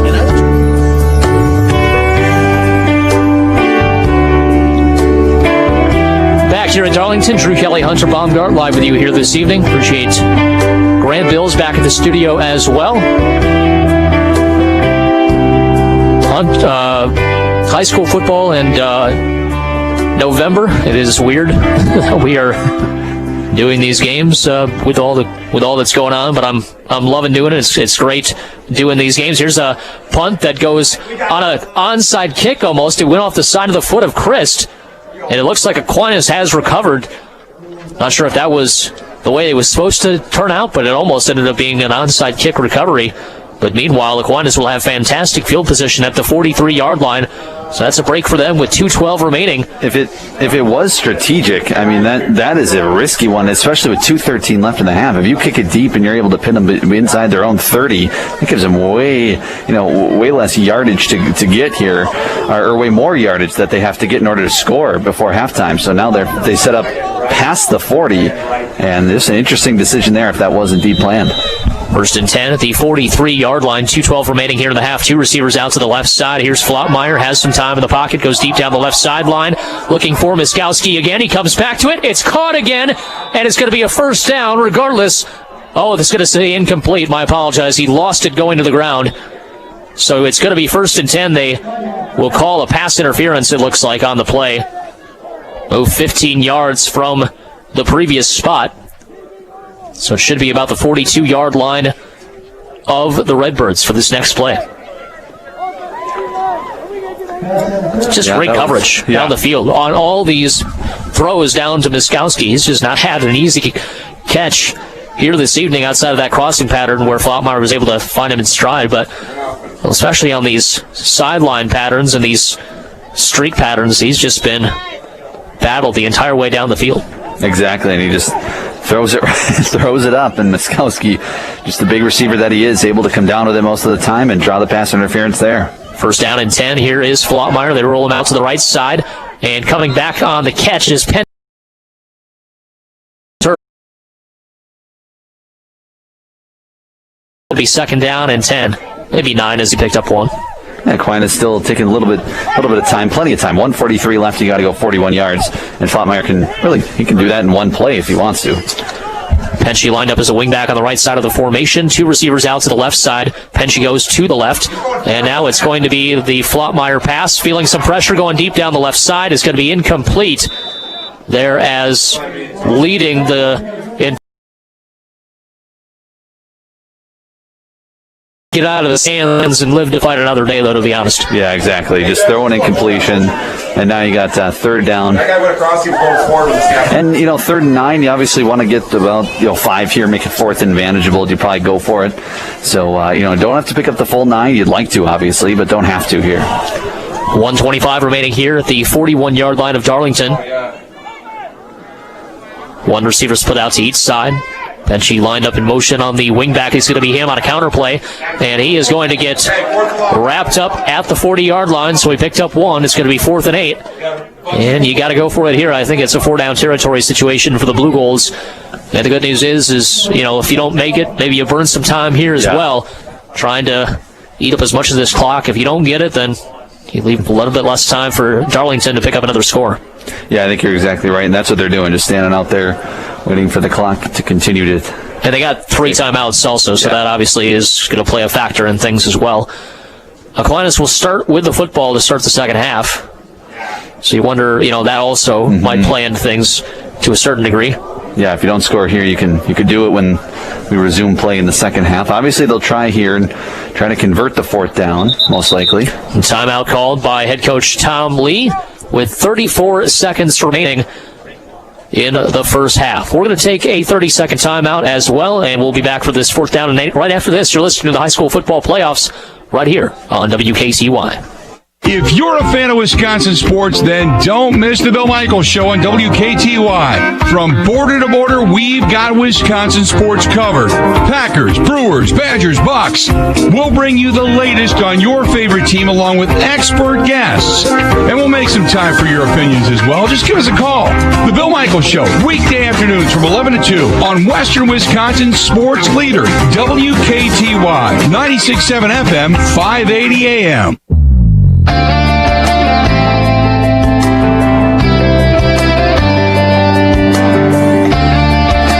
Back here at Darlington, 13-12. The Red Birds on top of the Aquinas Blugolds here in the first round of Division 5 football.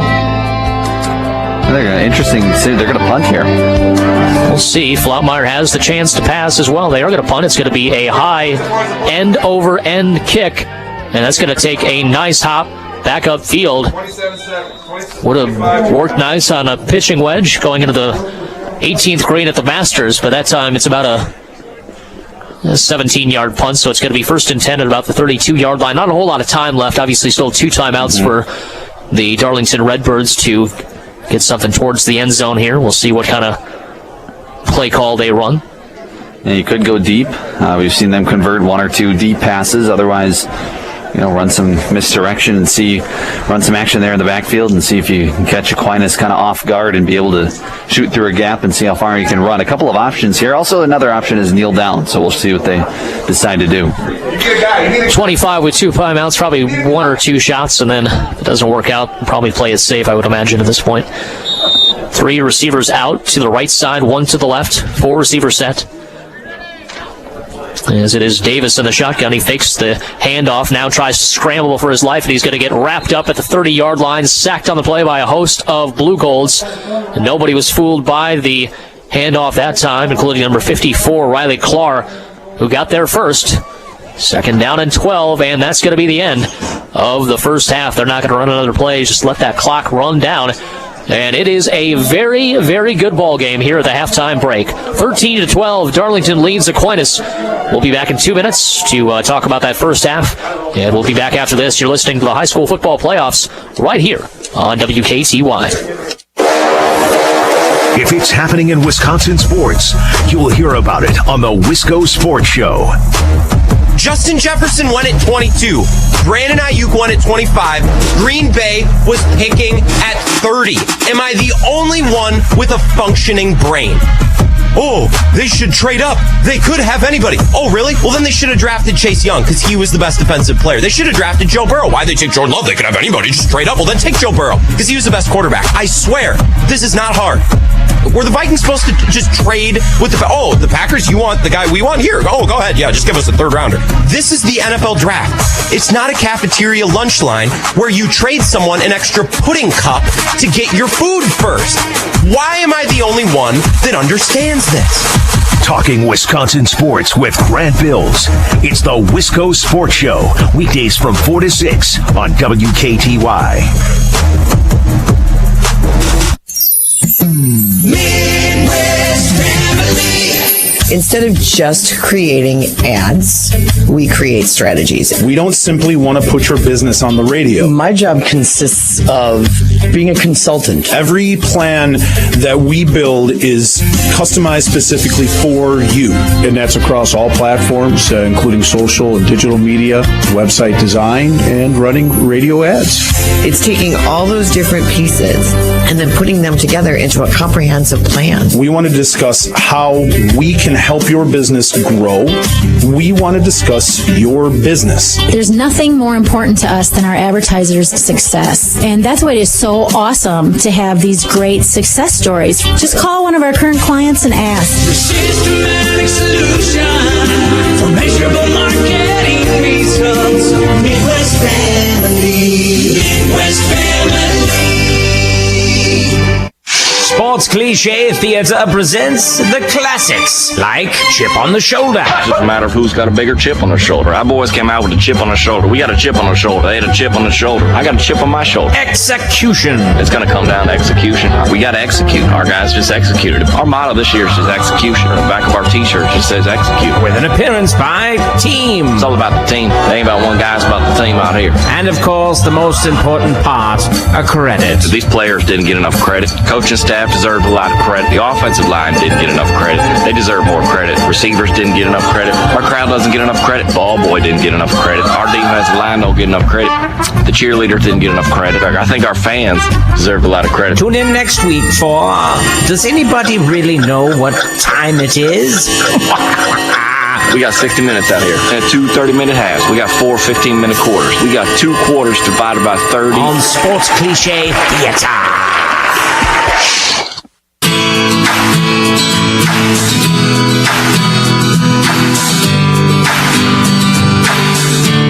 Welcome back to Darlington. Drew Kelly, Hunter Baumgardt, live with you here this evening as we are at halftime. 13-12, the Darlington Red Birds on top of the Aquinas Blugolds. Very back-and-forth game. There's been a few opportunities missed by either team, but I thought a well-played half for the most part, Hunter. Yeah, absolutely. 13-12, and, you know, it's a kind of a, like you said, back-and-forth game. We thought at one point it might be a shootout. Let's go through some of the scoring here in the first half. Aquinas with a 11-yard touchdown run by Penchie in the first quarter. That was just a beautiful run. I mean, he broke a bunch of tackles, was able to get in. 6-0 at that point, 6:28 to go in the first quarter. And then to start the second quarter, Darlington went down and scored with a 14-yard touchdown run by Davis, or a 1-yard, I beg your pardon, a 1-yard touchdown run with 9:05 to go in the second quarter. It was 7-6 Darlington at that point, and then Wilson with a 26-yard touchdown reception for the Aquinas Blugolds. Just a minute and 14 seconds later, they went down the field. In a minute and 14 seconds, scored 2-pointer, no good. 12-7 Aquinas, and then Darlington before half, 2:13 to go in the second quarter.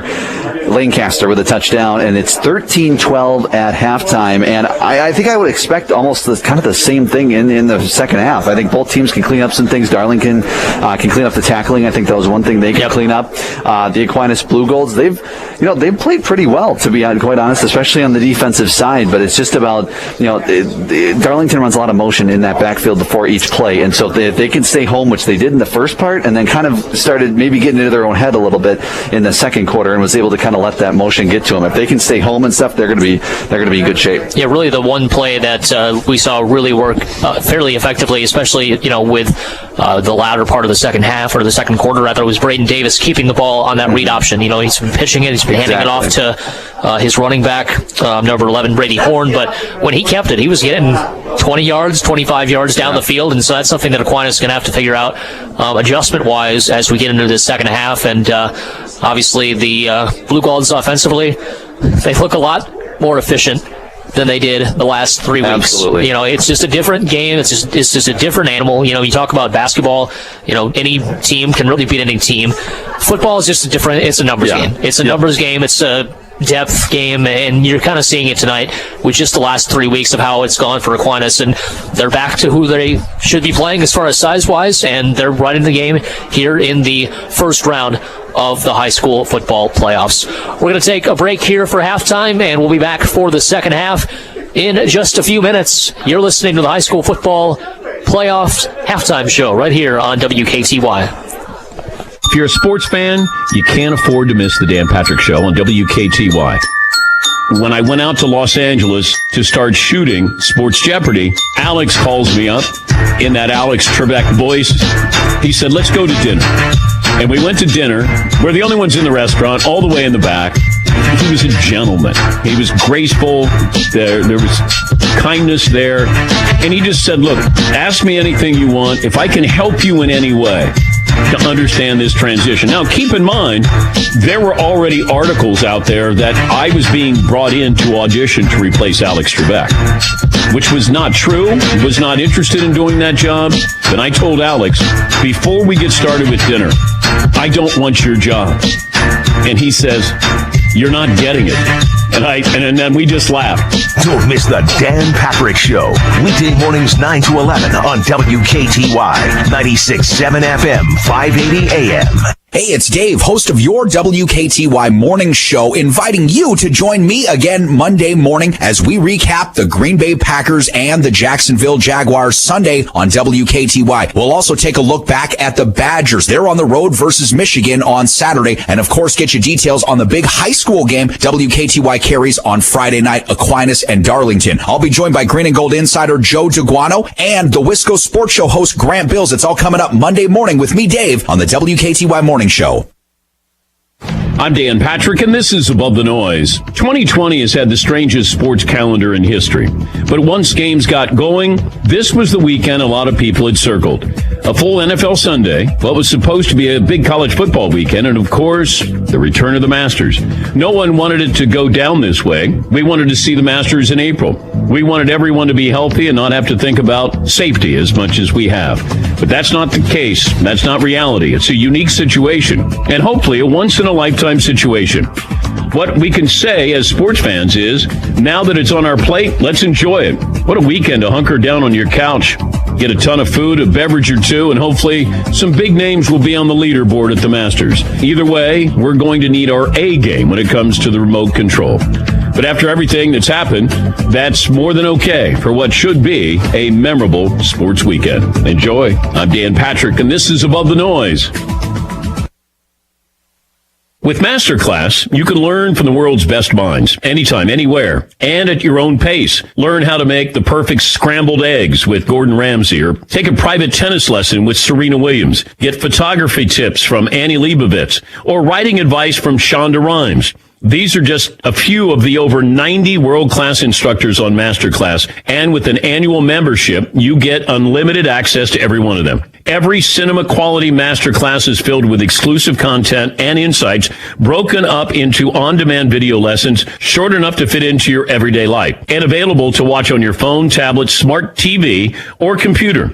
Whether you want to learn how to execute a specific technique, explore a new subject, that thing you've always wanted to do is closer than you think. This holiday, when you buy an annual membership, you get another annual membership free. Go to masterclass.com/Patrick to get an annual membership and get one for free. That's masterclass.com/Patrick. WKTY studio update. It's halftime. Aquinas visiting Darlington, just a couple hours to the south. Darlington leads 13-12 at halftime. Drew Kelly, Hunter Baumgardt, doing such a good job on the call, aren't they? They're in playoff mode as well. Not mid-season form, but playoff form.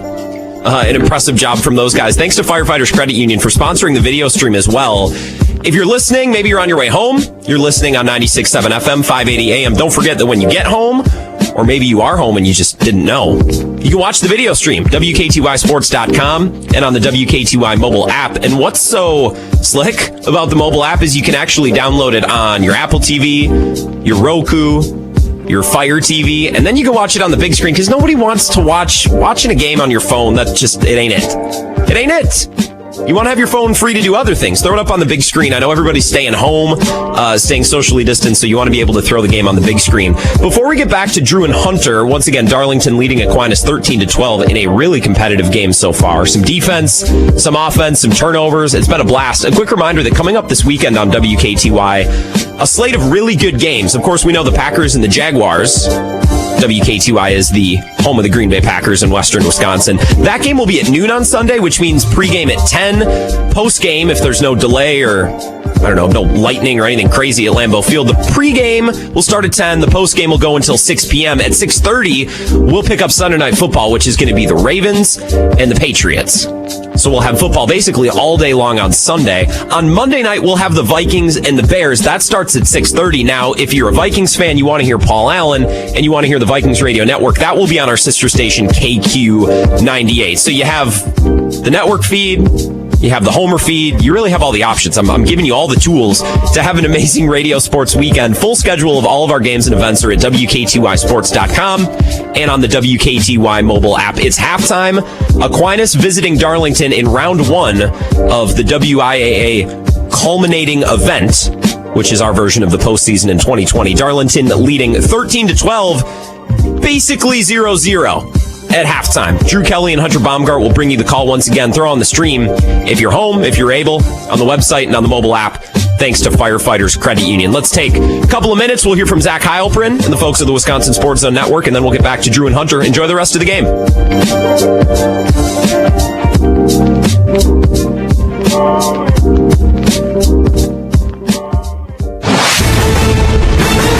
This is a Wisconsin Sports Zone update. Well, the Packers are getting their all-pro left tackle back this week against the Jaguars, but could be missing their top 2 quarterbacks. That's what we learned when the team released its final injury report of the week this afternoon. Tackle David Bakhtiari has missed the last 3 games with a chest injury, but practiced all week, removed from the injury report today. The news not as good for Jair Alexander, the cornerback in the concussion protocol. Coach Matt LaFleur said he's doubtful to play on Sunday. He's getting better every day, and that's, why you saw him a little bit out there today, and we'll see how he feels tomorrow and see if he can continue to make the necessary progress to check all the boxes. Certainly, we're never going to put somebody out there in a situation where they can do further damage to themselves, and I know he's doing everything in his power. It's just sometimes these things take time. Green Bay's other starting corner, Kevin King, one of 7 players listed as questionable. He's dealing with a quad injury that has forced him out the last 4 games.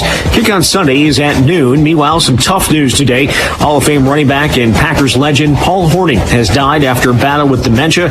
Hornung was part of 4 of Green Bay's title teams in the 1960s and led the league in scoring 3 times. He was 84 years old.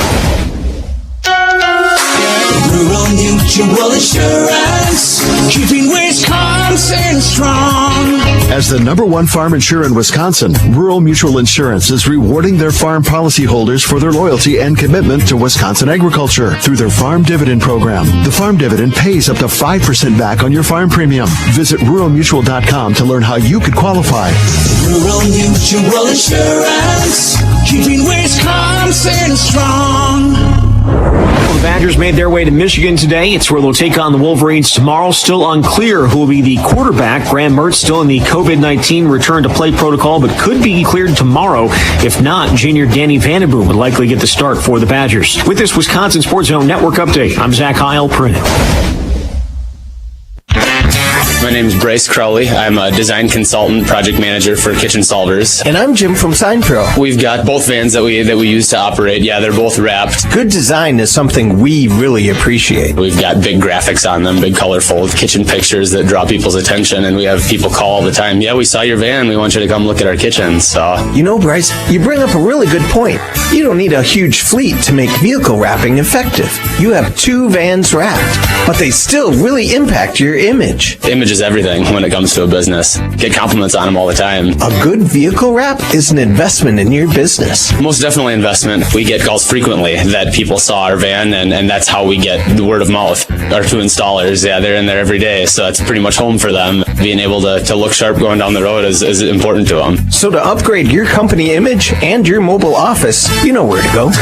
Go to a pro, Sign Pro, 782-3456. Jim Rome here with your Rome Report. The story going into day one of the Masters was Bryson DeChambeau. Story coming out of day one, Tiger Woods. And it seems completely insane for me to say that. And I say that because the defending champ has spent the past year playing like anything but a Masters champion. A guy who, frankly, I felt like had a better chance of missing the cut altogether than successfully defending his title. That's how badly he had played this year when he actually played at all. Incredibly enough, going into yesterday, Tiger Woods was practically an afterthought. Think about that. Tiger Woods being an afterthought at Augusta National. Tiger Woods, the defending champion, being an afterthought at Augusta National. And then he hits the course and the real Tiger Woods shows up. The guy said earlier in the week that he would contend. I didn't believe him. And then he goes out and he backs it up. I've always said that golf was witchcraft. And watching this guy yesterday, he was an absolute sorcerer.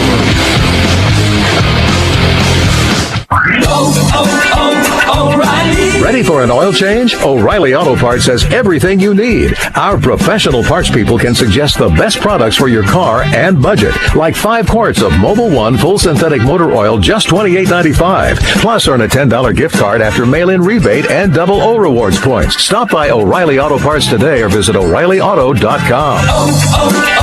O'Reilly Auto Parts. Salute to Service is the NFL's year-round effort to honor, empower, and connect with our nation's service members, veterans, and their families through long-standing partnerships that support our military community. The NFL, clubs, players, and USAA thank all of our armed forces serving in the United States and around the world. Bid on authentic, game-worn Salute to Service items, where 100% of the proceeds are donated to the NFL's military nonprofit partners. Join the NFL and USAA in Salute to Service by visiting NFL.com/salute. Loot.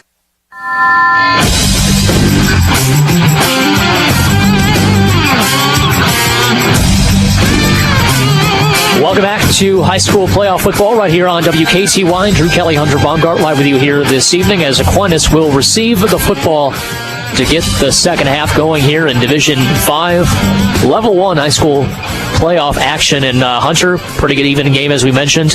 What are some of your keys in the second half as we get this going for the last 24 minutes of the game?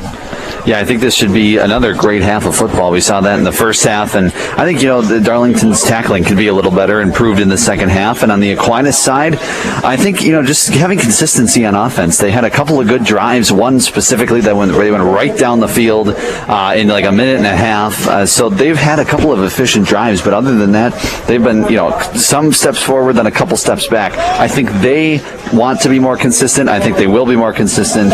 And like I said, on Darlington Tides, they just tackle on special teams, tackle on the defensive side, and you'll be good to go. But should be a great second half here as the winner of this one plays Lancaster or Melrose Mindoro next week.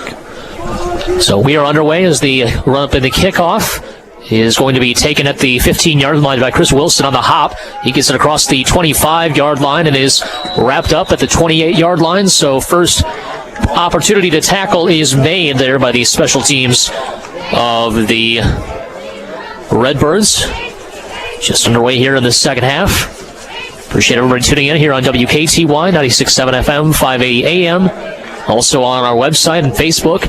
Appreciate everybody from Darlington tuning in as well as they have a shared link on their school's Facebook page. Appreciate the School District Darlington hooking us up here as well. Really fine accommodations. 2 receivers out to the left side. Receiver goes in motion to the left as well. And here's the handoff up the middle. It's Hargrove. Good push up front by the offensive line of Aquinas. That's going to pick up about 8 yards on 1st and 10. That's the way they wanted to start this second half. Absolutely, and just continue to get that running game going. When we saw Aquinas at its best in that first half, it was when they got the running game going, whether it be the sweep, whether it be a pitch, anything like that, whether it just be a straight-up handoff. When they are at their best, they got the running game going, and then Flatmeyer can complement it with the passing game. Second down and 2 receivers out to the left side. Wing back on the right side. Here's the handoff. Going to the right side again is Hargrove. Hargrove breaking tackles, getting shoved out of bounds, but he's in past the first down marker across the 40 down to the 44-yard line is where they shoved him out. So a 9-yard pickup. He only needed a couple, and very good execution offensive line-wise these first 2 plays. Absolutely. Hargrove with a big run there. He's been a big part of the offense since Cambio went out with the injury early part of the year. And here is the handoff, this time to, I believe it was Pesci. We'll see officially. It was a jet sweep that time. Redbirds were not fooled at all, and they dump him for a loss of about 3 or 4. So second out and 14 at the 41-yard line. So finally, the Redbird front 7 gets a stop. And it's second out and long for Aquinas. Probably getting you get the ball in your hands of your quarterback again. Yeah, we've seen Pesci break a couple of those. So good job by the Redbirds defense to wrap them up. Once again, Pesci goes in motion, and now here's the draw play to Hargrove, but going nowhere. Stuffed to the backfield. Couple of yard loss on the play. The running back, also linebacker Brady Horn, gets in there for the stop. It's going to be third down and 16. 10:25 remaining. It started out promising. Last couple of plays not going well for the Blugolds. Now going the opposite direction, and now a third and long, and you'd expect most likely to see Flottmeyer go to the air here and see if he can't find maybe Quinn Miskowski down the middle or maybe on a sideline, try to convert this 3rd and 16. So one receiver out to the right side, one to the left, couple of tight ends, and a wingback lineup on the right side as well. And they give a protection to Flottmeyer, and incomplete. The pass went out of bounds. Miskowski saying he was shoved out of bounds, but the pass would have been, unfortunately, not in the field of play. So regardless, it's going to be a fourth down and 16 at the 39-yard line. 9:53 remaining here in the third quarter. So a couple of first downs, but then a punt here by the Aquinas Blugolds. And they'll try to flip field position here. You know, a couple of stops in a row now for the Redbird defense. We saw it at the end of the first half where they forced a punt by Aquinas and then ended up, going into halftime up 1, and now right to start the second half forcing a punt. So their defense playing well, and now we have penalty marker. Yep, motion penalty.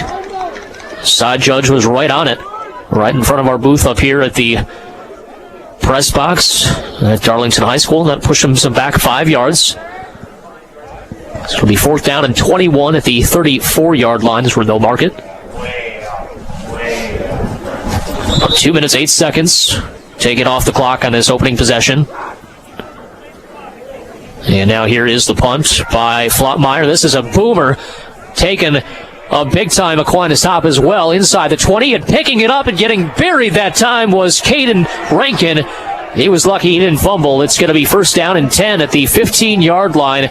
That's a way to flip field position as Jackson Flottmeyer gets the job done on special teams. Yeah, just a fantastic punt and a dangerous decision there to pick up the football. Could have been a fumble, but so Aquinas does what they wanted to do, flip the field position, and now the Redbirds have a long way to go to get to the end zone of 85 yards.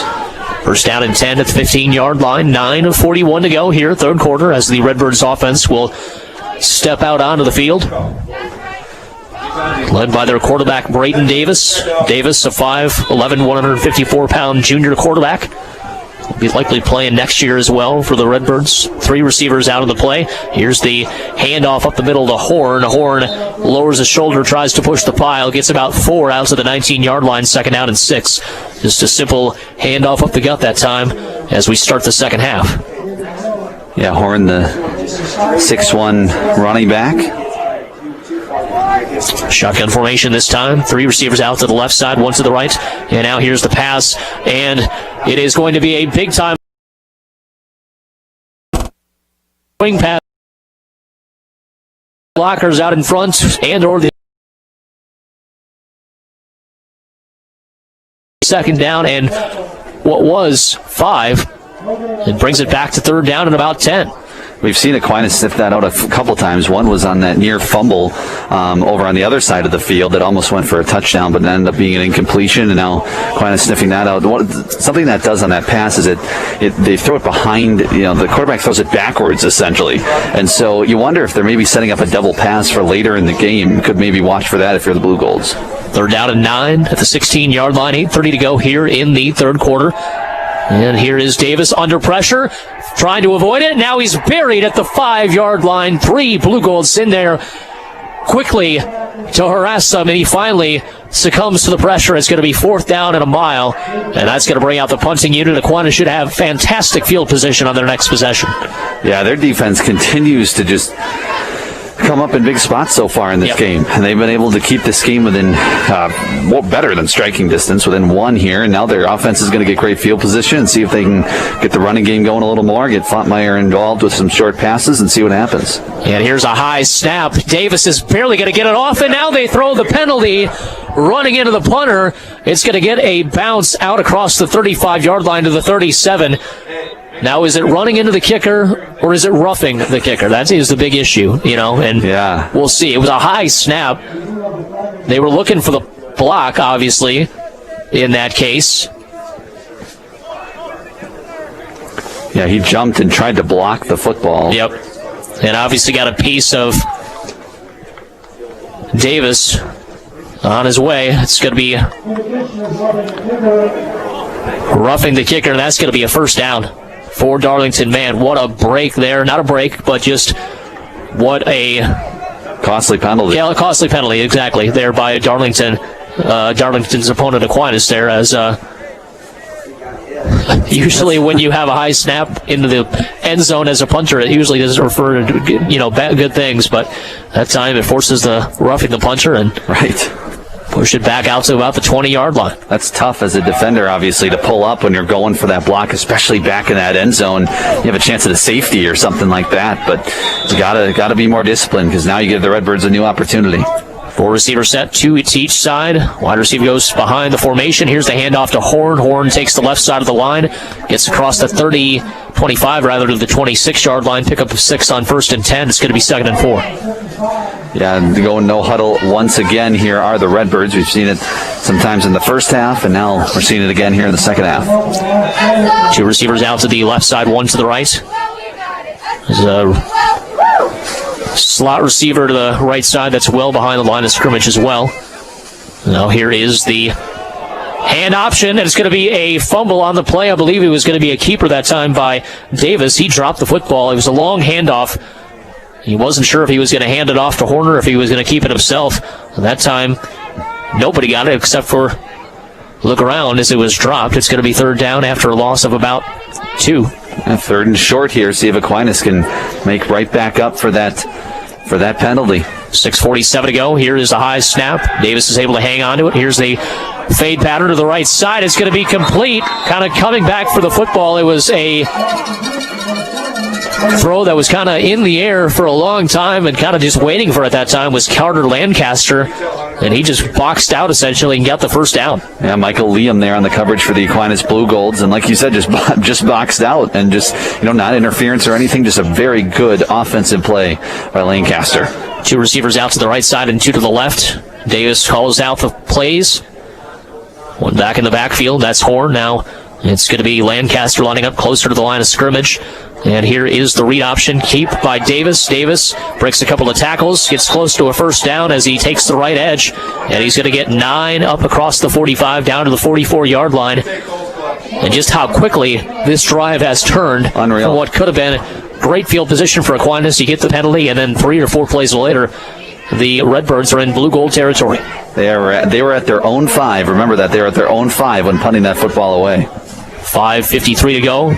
Receiver goes behind the formation. Here's a pitch play. It's going to be a nice run on the play to the left side, and picking up the first down. He only needed a half a yard, and now a penalty flag on the play behind the field, or behind the play rather. So we'll see what kind of penalty this is.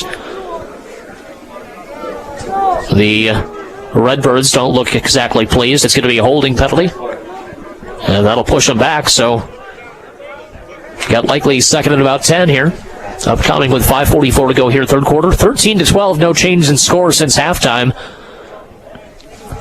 And it really is, I think, going to be a war of attrition. Who's going to make the least amount of mistakes as we come down the stretch here? Because it's been a tough 3rd quarter. We talked about how disciplined these teams were in the first half. It's been a little bit less so here in this 3rd quarter. Yeah, exactly. With more penalties we're seeing, and some costly penalties. That's a 10 yards back to the 45, and now a 2nd and long. 2nd down and 12 at their own 45-yard line for Darlington. 2 receivers out to the left side, 1 to the right. Here's going to be the double reverse, and it's going to be read well by Aquinas. Meeting him after about a gain of 1 that time was number 19. That was Joe Savaldelli.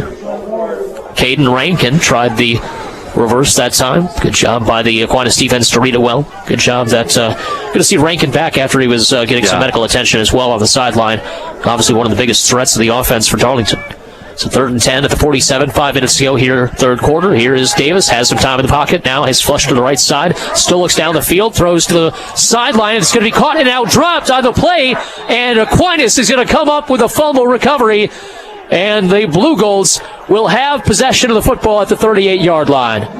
That was a big-time play. Hunter Hardiman had gotten the first down, looked to make a move upfield, and it slipped out of his hands. Aquinas alertly getting in there for the recovery. I think that was Beck, Johnny on the spot. Yeah, there you go. It was just like you said, just flat out dropped the football and ended up on the turf. And so now Aquinas with a big play on the defensive side. And now let's see if they can take advantage of what could be a massive play in this game. 4:49 to go here, third quarter. So the Blugolds get the stop that they needed after what could have been great field position for them turned out to almost be disastrous when you watched how the Darlington Red Birds were going right down the field after the roughing the punter penalty, but they do get the football back offensively. 2 receivers out to the right side. Here is the handoff going left side. It's the big fella, number 28, David Malin, and he picks up about 3, so they have a change of pace every once in a while with these running backs to kind of mix it up and give a little bit of different look to the defense, and so far it's been pretty effective running the football for Aquinas. Malin, you'll see him for plenty of years to come. He's a freshman, and so he's getting some touches. Big kid, getting some touches in the playoff game. You're going to see him a lot coming in the coming years. Jackson Floutmeyer has time in the pocket, goes with an out pattern. What a catch along the sideline there. They find Miskowski. I don't know how Floutmeyer was able to get that football into Miskowski's hands. Fantastic coverage on the play, but it is a 1st and 10 inside Darlington territory. Yeah, just a beautiful throw, beautiful catch. Miskowski able to do the toe tap before going out of bounds, and Aquinas into Darlington territory. And Floutmeyer, like you said, there's a couple of times you'll see his talent. You can just see the fitting into tight windows. Not many high school quarterbacks can do that, and that's what he just did. 1st down and 10 at the Darlington 48 with 4:11 to go here in this third quarter. It's Benchy going in motion from left to right. Here's the handoff to the big fella, number 28, David Malin again. He picks up maybe a yard on the play. Read well that time, but the defensive front of Darlington to stuff him for a short gain rather. It's 54, Matt Ruff, who gets the tackle on the play. They've run it a couple times with Malin the last couple of plays, 2 out of the last 3. I wouldn't be surprised if you see Benchy possibly coming in motion here. I haven't done that in a couple of plays, and so, or a couple, maybe at least since last possession. And so they had some success with that in the first half. See if they kind of go back to it. And here's Floutmeyer passing again to the right side. This one a incompletion right through the hands of Chris Wilson. He was going to get popped at the 40-yard line had he hung on to it. But it's going to be 3rd down and 8, and another big-time play for this Aquinas offense, trying to keep this possession alive. That was a long developing play there as he threw it from the opposite hash. Got it there on time and on target, just slipped out of the hands of Chris Wilson. Yeah, exactly. And Wilson's probably not too happy with himself, but when you have a defender bearing down on you, it can get into your head before you catch the ball. 2 receivers out to the left side, none to the right. Wingback lined up right side. Here's Floutmeyer feeling some pressure. They throw a wide receiver screen. Nice block as Wilson will have some room ahead of him, and no one is going to touch him. 46 yards, and Aquinas regains the lead. Well, he made a mistake on the previous play, comes right back and scores a 46-yard touchdown pass. And like you said, it was just a screen. And Redbirds, everybody was right in Floutmeyer's face. He was able to get the pass off, and then he had blockers. He definitely had blockers. And then Chris Wilson's speed, he can separate from the defenders, and that's what he did.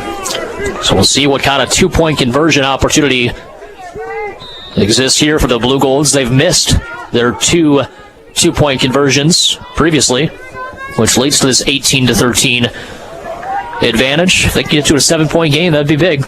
Here's going to be a play-action fake. It's going to be knocked away, jumping up into the air and slapping the ball down. There was Carter Lancaster as they tried the slant pattern to Miskowski, and it's 18-13. 3 touchdowns with 3 2-point conversions missed as the Aquinas Blugolds will go back on defense after this timeout. 30-second break. We're back after this. This is the high school football playoffs on WKTY. Steven's dad comes up to make the play.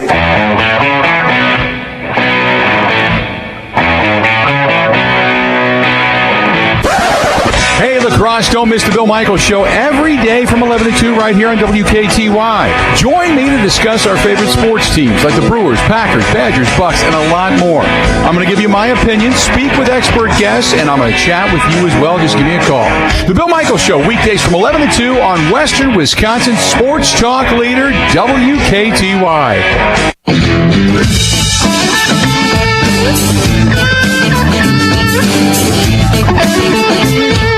Welcome back to Darlington. Drew Kelly, Hunter Baumgardt live with you here this evening. Chris Wilson making up for a drop. Comes back right in the next play as he gets a 46-yard touchdown scamper on a wide receiver screen set up perfectly as Ben Corsi now will get set to kick it away for the Aquinas defense with 3:20 remaining here in this third quarter. Here's the run-up and the kick, and it's going to be an end-over-end kick. It's going to be a fake reverse, and it'll be number 13. That's Ethan Schuhart, and he will get ridden out of bounds at about the 32-yard line. So once again, they try the fake reverse. Nobody fooled that time, but first and 10 for the Red Birds as they get their next possession here as the time continues to tick down here in the second half. Yeah, exactly. Now we're 3:11 to go in the third, and Aquinas with a 5-point lead, but this is going to be a good one to the finish. So definitely if you're thinking about turning that channel, don't press the up or the down arrow on that remote. That's right. Remember, unless it's volume. Yes, exactly. If you want to listen to more of us, obviously turn the volume up. Crank us up. One receiver out to the left side, two to the right. Here is the counter play that's going to, once again, number 7, Carter Lancaster. Lancaster will push the pile as he cut back up inside to the 40-yard line. It's going to be a gain of about 9 on the play, second down and 1. They've run with him quite a bit this second half. He's been their main focus offensively. We'll see if they can continue this offensive prowess. One receiver out to the left side, 2 to the right, and here is the counter play once again. This time it's going to go to Caden Rankin. Rankin will get the first down and more out across the midfield stripe at about the 48-yard line is where he's finally knocked out of bounds. Number 22, Michael Liam, gives him some help as he gets to the sideline. First and 10 at the Blugolds 47-yard line. And that motion continues to cause some fits for the defense of Aquinas. They've come up with some big plays, but for the most part, that motion has been effective for Darlington here this evening. And now here's the passing play by Davis, and he's going to be sacked on the play. No chance there. Getting in there for the sack, coming off the edge was Joe Penchie. And Penchie, the speedster running back, uses his quickness to get behind the offensive lineman. Gets in there for the sack. It's second down and long. It seems that that's been kind of what's happened throughout the night. The Redbirds get a couple of big plays, and then the Aquinas Blugolds are able to get a sack or a stop for a loss, or somehow able to get the Redbirds going the opposite direction, and that gives them some momentum. So we'll see if they can do anything with it. Now 2 minutes to go here in this third quarter. Drew Kelly, Hunter Baumgardt live with you here on WKTY. It's 18-13 Aquinas with the lead here in Division 5 playoff football action. Here's Davis with the pass. He's going to go to the left side. He fumbled the football. They say it was a pump fake that ended up slipping out of his hands, and they show it's a forward pass. So it is incomplete. Obviously, with the cold weather, it's tough to hang on to that football. He tried the pump fake, which worked previously in that first half that they didn't execute, but that time just slipped out of his hands. It's a little bit too chilly here this evening. Yeah, the pump fake doesn't work too well if you let go of the football. Third down and 17. Just a word to the wise. Right. No, but yeah, it is chilly. I mean, you've got, people's hand, their hands have got to be cold. Third down and 17 at the 46-yard line after the incompletion. 1:47 remaining here in the third quarter. One receiver out to the left side, and 3 lined out to the right. And the Redbird coaching staff doesn't like what they really see there. Travis Winker is going to have to call a timeout. We'll take 30 as well. 3rd and 17 when we come back. 1:47 remaining in the third quarter. You're listening to the high school football playoffs on WKTY. Hey, it's Dave, host of your WKTY morning show, inviting you to join me again Monday morning as we recap the Green Bay Packers and the Jacksonville Jaguars Sunday on WKTY. We'll also take a look back at the Badgers. They're on the road versus Michigan on Saturday, and of course get you details on the big high school game WKTY carries on Friday night, Aquinas and Darlington. I'll be joined by Green and Gold insider Joe DeGuano and the Wisco Sports Show host Grant Bills. It's all coming up Monday morning with me, Dave, on the WKTY Morning Show.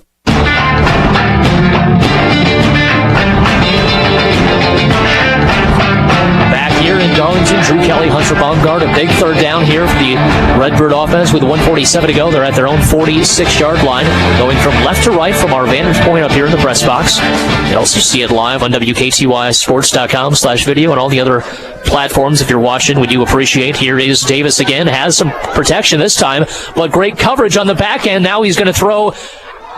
Is it incomplete? It's intercepted. Chris Wilson toe tapped the sideline as he was just trying to throw it away, I think. But Chris Wilson right there for the pick. He makes a big-time play on offense and then comes right back on the defensive side, gives them great field possession for the next possession. Yeah, another turnover forced by this Aquinas defense, and they have done that a bunch of times, 3 or 4 turnovers now forced by this Aquinas Blugolds defense, and that has been just a absolutely huge part of their ability to stay in this football game and have the lead, and now could go up 2 possessions if they were able to go down and score. So that is a massive interception by Wilson, who scored that previous touchdown for Aquinas. And can take some pressure off you as well with 3 missed 2-point conversions. You get up 2 possessions, and obviously it's a little bit more breathing room, and you can play a little bit more free without thinking about the possibilities and the what-ifs of the previous part of the game. Here is Floutmeyer, pump fakes himself, goes deep down the right sideline, and it's going to be incomplete, and they throw the flag. Hand fighting with Quinn Miskowski that time, and that time it's going to be a 15-yard penalty. It's been a lot of, tough physical play down the field that time. The refs say a little bit too much. Yeah, I think I agree with that one there, zooming in on the camera, but I think it's like you said, there's been hand fighting throughout this game, but we've seen it many times where Floutmeyer likes to just throw it up for Miskowski, and one of the benefits of that is not only seeing if Miskowski can catch it, but also draw a pass interference, which we've seen a couple of times. So that one working very well into Aquinas' favor, and now they're in Darlington territory. And to a certain degree, it doesn't work, if Miskowski isn't fighting himself. Right, if he's just getting dominated, and the refs are going to just say, if you want the ball, go get the ball. But it's a pretty good trait for Miskowski to have, as a run to Hargrove goes nowhere. He's backed up into the backfield for a loss of 1 on the draw play. Good job getting in there for the lick that time, middle of the defense for the Darlington Red Birds. 2nd down and 11 with 1:10 to go. Ball on the Darlington 46-yard line, which is where the ball was before that interception. So they're right back to where that was, and obviously in the third quarter, plenty of time, but Aquinas can really make this can make it a 2-possession game with a score. Here's the long pass out to the right side. It's going to be incomplete, just out of the outstretched fingertips that time of Joe Savoldelli. The out pattern, and the thing I like about that throw, only where his receiver could get it. Yep. Did not make it to a point where, that cornerback who was obviously cutting, trying to get that pick, he didn't have a chance. Just high arcing throw that only Savoldelli could get. Make it 3rd down and 11, but you don't make a giant mistake either. Exactly. A lot of quarterbacks will try to fit that in there and throw it right to Savoldelli instead of throwing it outside of him to see if his wide receiver can make a play. And if you try to throw it right to him, most likely that's a pick, and most likely that's a pick six. Unless he trips over his own 2 feet, that would have been a 6. And here's the throw over the middle of the field, and it's going to be incomplete. Another flag comes down. Miskowski once again the target on the play. And once again, being ridden by the quarterback. It's going to be a 1st and 10 for the Blugolds. 39 seconds to go. I believe that's the same player down there. Yep. Easton Evenstead. You got it. 1st down and 10. That once again moves the chains. So now not a bad strategy offensively. Just keep throwing it down the field and going 15 yards at a time without any completions. But obviously they're going to mix in the run a little bit, try to get some of these jet sweeps again, and I like the mix of play calling by the Blugolds here in this game as well. Here's the nice pitch play on the designed counter as Penchie drags defenders on his back to about the 26-yard line. That's a pickup of 5 on 1st and 10. Thought they were going to go to Hargrove out of the backfield there, but obviously a well-designed play as they got Penchie out of the formation and got the nice pitch play. Yeah, that was the first time that I've seen, first time we've seen that play, and that was a very cool design as Coach Lee over there for Aquinas, very fired up with his team as we are going to see the last seconds tick off of the third quarter. Aquinas going to the fourth of the lead. 18-13. 6-0, the advantage in that third quarter for Aquinas with Chris Wilson scampering in from 46 yards. He also had a big-time interception. We'll have the fourth quarter coming up for you after this. This is the high school football playoffs live here on WKTY. What's happening in your community? Here are some items from our calendar to put on your calendar. The La Crosse Community Thanksgiving Dinner is an interfaith endeavor put on by volunteers for everyone in the Coulee region. It's an event where everyone is invited to enjoy a traditional Thanksgiving dinner at no cost. This year's event runs from 11 until 2 at the La Crosse Center and will be delivery and carry-out only for this Thanksgiving. Due to COVID-19, masks will be required when picking up carry-out meals. This event is free, but donations are accepted and appreciated. For more information on how you can donate, volunteer, or request a meal, go to laxthanksgivingdinner.com. That's laxthanksgivingdinner.com. If you have an item for our community calendar, please send it at least 2 weeks in advance to 201 State Street, La Crosse, Wisconsin, 54601, or email events@midwestfamilylacrosse.com. Here at Darlington, as we have a big play to start the opening fourth quarter, as it's Penchie who took the double counter play, and Coach Tom Lee says he wants to end this right here, right now. He goes with a big-time play from 26 yards out, and it's 24-13, just like that. Yeah, that was a start. That was a way to start the fourth quarter, huh? Oh, my goodness. And Penchie with his second touchdown of the night, and it would look like the first one. We're just breaking a ton of tackles. The first one was a little crazier, I will say that. This one was a little bit more ordinary, as much as an ordinary 26-yard touchdown can be, but just impressive nonetheless. It's 24-13. Here's the two-point conversion. Floutmeyer, design rollout to the right side, trying to find a receiver. Still looking, fires towards the goal line, and it's going to be caught there, somehow getting it in between defenders and finding the receiver there. That was Quinn Miskowski. Who else? Yeah. It's 26-13 with 11:51 to go here in this fourth quarter. Blugolds and Tom Lee fired up along the Blugolds sideline. We're back in 30 seconds. You're listening to the high school football playoffs on WKTY. Down the right sideline, MVS has it to the end zone for the touchdown! Hey, La Crosse, nobody talks more Packers football than me. Don't miss the Bill Michaels Show every day, 11 to 2, right here on WKTY. We're going to cover every game, hear from the coaches and the players, and get the inside scoop from the best reporters and experts. That's the Bill Michaels Show, talking Packers football all season long, right here on Western Wisconsin Sports Talk leader, WKTY. Oh, what a play! Midwest Family. Instead of just creating.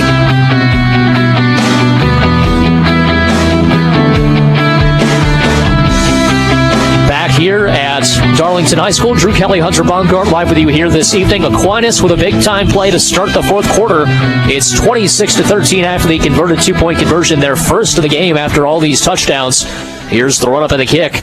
And it's going to be a line drive. Takes a couple of nice Aquinas hops, picked up by number 7 once again, who has been a main factor of the offense. Once again, Carter Lancaster.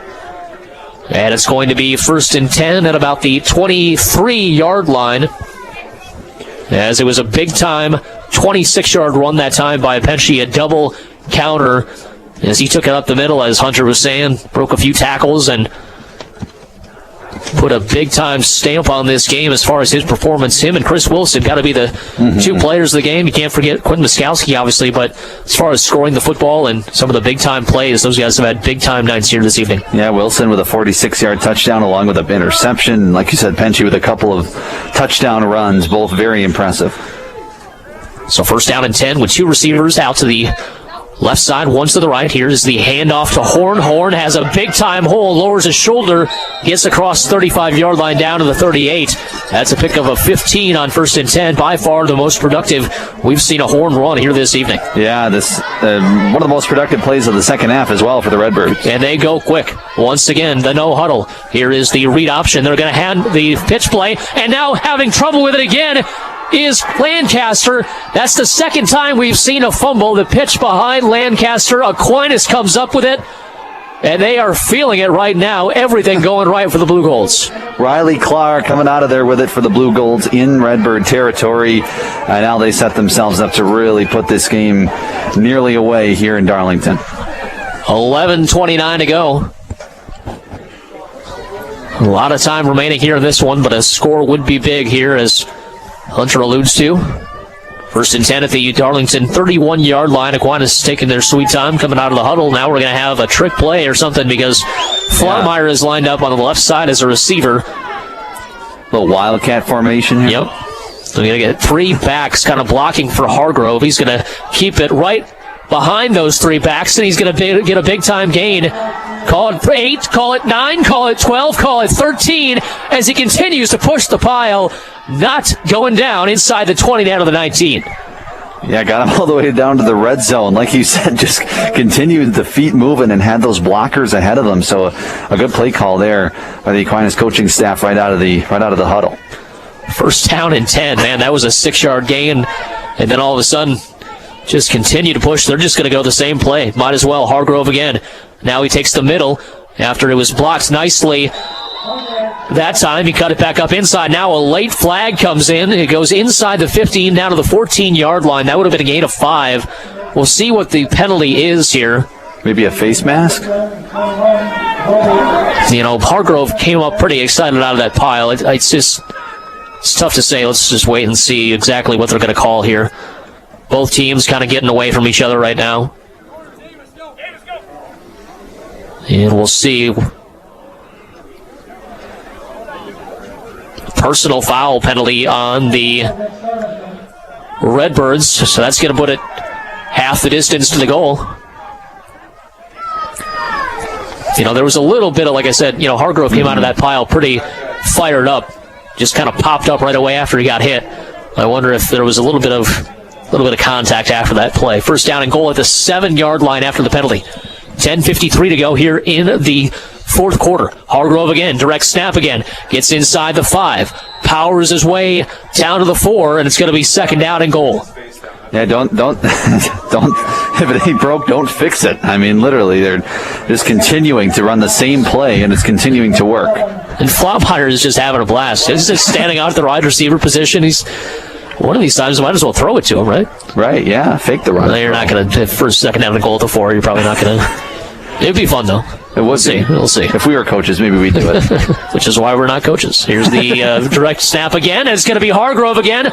Barely touched him. He took the left edge that time. And a 3-yard touchdown run as Hargrove extends the Aquinas lead to 32-13. Wasn't it just 13-12 about 10 seconds ago? It seems like. Felt like it. Absolutely felt like it. And now Aquinas, we talked about maybe the 2-point conversions coming back to bite them, but right now, no need to worry about that. They are continuing that, just taking advantage of the defense that is providing them with opportunities, and their offense continuing to run the ball very effectively. Well, this is just momentum on both sides. For sure. It's momentum for Darlington, the bad mojo. It's momentum for Aquinas, having everything kind of go right for them. And once again, they're going to run up in that direct snap formation with Hargrove. He cuts it back up inside, and he gets in, standing up into the end zone for the 2-point conversion. Makes the score 34-13 with 10:13 remaining here in this fourth quarter. We're going to take a 30-second timeout. We're back after this. This is high school playoff football on WKTY.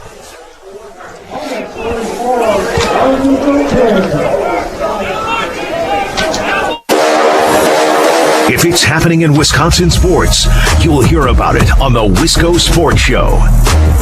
I think the Packers can be better this year than they were last year. I really like the new direction they're headed. Defense, running game, they have a big room of tight ends. I think that's how you best help Rodgers extend his career and elevate his play as his physical gifts kind of deteriorate with age. Everyone is way too focused on the wide receivers. We got to stop thinking like Mike McCarthy still coaches this team. We were conditioned to think that the only way to play football is with 5 wide receivers, right? 5 wide and let it ride. That, by the way, actually, that would be a really good name for a Mike McCarthy documentary, biopic one day. 5 wide and let it ride. That actually sounds like a kick-ass movie. I'd see that. Talking Wisconsin sports with Grant Bills. It's the Wisco Sports Show. Weekdays from 4 to 6 on WKTY.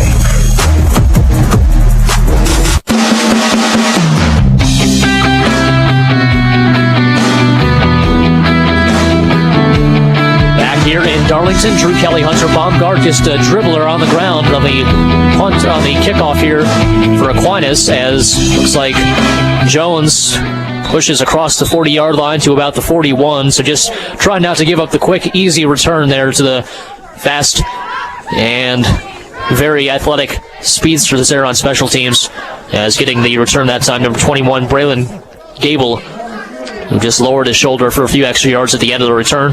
10:04 remaining, 34-13. It was 18-13. 1 minute and 56 seconds to go. Oh, my gosh. In game time. Yeah, in game time, exactly. And now the Redbirds, obviously, good field position here at the 42. They have to score fast and multiple times.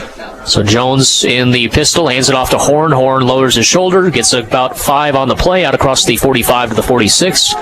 They call it a gain of 4 officially, 2nd out and 6, and this is kind of where their no-huddle helps them. They know how to do it. They're not going to be a little bit, helter-skelter in this. They just go up, get up and go, and gets the next play. And here is the read option. They're going to go to Jones. Jones is dumped to the backfield. That time, once again, a great job by Aquinas to read it. And it's going to be 3rd down and about 6. Yeah, they've gotten better and better in the second half specifically at reading that, especially on the plays where Davis keeps the ball. They seem to be right there in the backfield. And now it brings up a quick 3rd down. 9:25 remaining and counting here in Darlington. Drew Kelly, Hunter Baumgardt. Appreciate everybody tuning in on WKTY. Also, everybody tuning in on video as well. And here is Davis. Davis has a lot of time. Now it breaks down. Almost sacked on the play. Gets out of it. Now rolls to the right. Steps up. And tries to drive the pile, gets about 2 on the play, maybe 3. Brings up a 4th down and short. Did a great job just to keep buying time, and finally just had to take what he could get. Gets about 3 yards on the play. Yeah, great job to turn that into positive yardage, because he could have went down there in the backfield, but he was able to keep on his feet, get a few yards, and make this more of a 4th down and manageable here with a 4th and 3. They call it 4th and 2.5 here at the 49-yard line. 8:43 and counting here left of the game.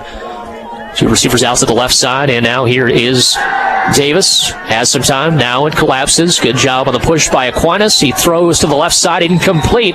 Took a shot as he let go of the football. That affected the throw. It's going to be a turnover on downs, and the Aquinas Blugolds will once again get the football back with head coach Tom Lee as fired up as anybody on that sideline. He's a passionate It's just coach. Infectious. That energy is just infectious. It really is. He's a great guy to talk to. We talk to him, interviews every once in a while in the season. Always gracious to us, and it's good for Aquinas to see this kind of success. They had a win in the playoffs last year as well, and but just it was a tough about 3 or 4 years for them, and to see those kids, being able to have that kind of reward at the end of the season is just fun. And now here's a fumble, as it's going to be a fumble recovery by the Redbirds. That time, Lucas Beck, who's had such a great night, lost it on the play, and it was basically popped up into the air and taken by number 21. That was Braylon Gable. And so, just like that, the Redbirds have the football back with 8:25 to go here in this 4th quarter. Well, you can basically say they converted that 4th down, basically, as they got about 10 yards. So, well, they got good field position, and if you want to make this back into a game here, you got to score quick. So 2 receivers out to the right side, 2 to the left. 1 receiver lined really close to the line of scrimmage, and now here is Jones again going deep over the middle. That's going to be incomplete. hit the back of the arm, I think, of the cornerback that time. Dylan Halverson was back in coverage. And had he turned his head, he might have had a pick there, 2nd down and 10. Yeah, a couple of Blugolds back there. Liam back there as well. Yep. And Aquinas Blugolds almost with an interception there. And if you're the Redbirds, can't afford a turnover. Got to go down and score. Down 21, that's 3 possessions. So you got to score and get the ball back. Likely, probably talking about that onside kick we saw in that first half that almost worked for the Redbirds as they look to get that position again, as that would mean they would have scored a touchdown or at least a field goal. 2nd down and 10 at the 40-yard line. 2 receivers out to each side. Jones sends a man in motion into the backfield, fakes the handoff, goes down the middle of the field. It's going to be caught. What a catch that time, taking a big lick. And that was number 13, Ethan Schuhart. And that was a heck of a grab, taking a big-time shot by Aquinas defenders. Yeah, the 6'1", 176 junior, just like you said, took a big shot there, but still was able to hold on. Impressive, and now they're within the 30. 4 receivers set on the play.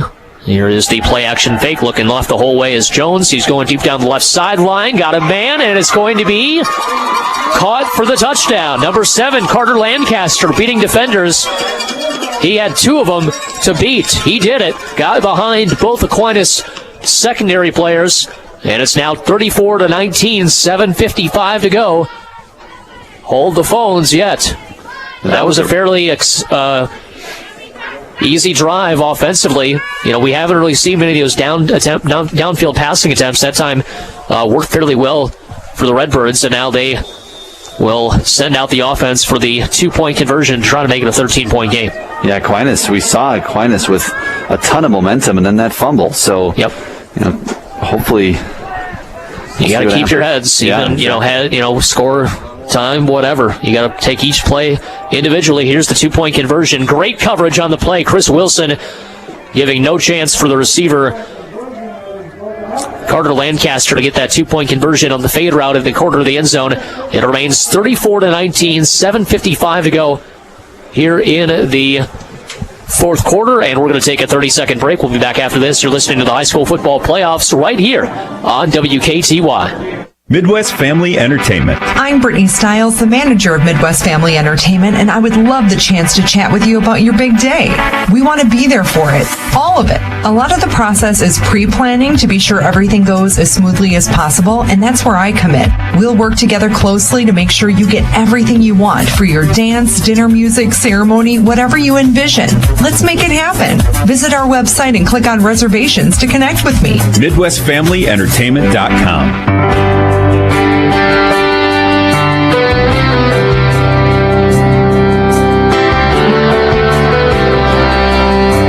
Here in Darlington, Drew Kelly, Hunter Baumgardt, live with you here this evening. 7:55 to go here in the fourth quarter. We'll see what kind of play they draw up as far as the kicking game. The kicker, number 72, Cole Christ, will be a participant as far as one of the up men. Lined up on the right side. It'll be Braden Davis kicking off.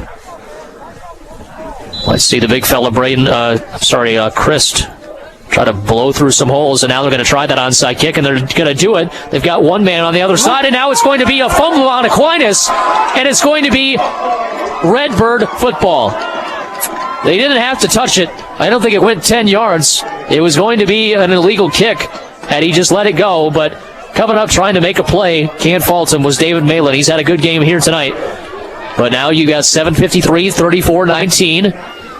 Aquinas gives it up, back-to-back turnovers, and all of a sudden we've got a different sort of game here in this fourth quarter. The momentum swings have just been wild here in this fourth quarter, not even halfway gone. Yeah, like you said, you don't have to touch that football. If you're Aquinas, you just let it go, so just a mental mistake. Pistol formation. Here is Davis in the backfield. Has some time. Now it collapses on him. Just pitches it out to Horn, and Horn is dumped to the backfield for a loss of about 5 on the play. Back to the 39. It's going to be second down and 15 with 7:37 to go here in this fourth quarter. Kind of a dangerous play there as he was basically sacked in the backfield and kind of flipped it to Horn to see if he could get any yardage. Kind of what you'd see from a young Brett Favre when he was just coming up, just eat the ball. 2 receivers out to each side. Does get him a couple of yards what they would have gotten on a sack. And now here is Davis again. All sorts of time. It's almost intercepted. Went through the hands of Schuhart. And then two defenders for Aquinas had a chance to get a pick on the back end. But that ball was a rocket over the middle there, just too hot to handle for anybody. It's 3rd down and 14. Yeah, exactly. Just too hot to handle is right. He had him open and could have hit him for a play, and then Aquinas with a golden opportunity at an interception as well. So neither of which happened. Now a 3rd and not very long, but a long situation here. 3rd and 14 for the Redbirds. As we've seen, Davis had to pass more and more as we've gotten throughout this fourth quarter. Well, late 3rd and in the fourth quarter now, because you're down by a couple of possessions.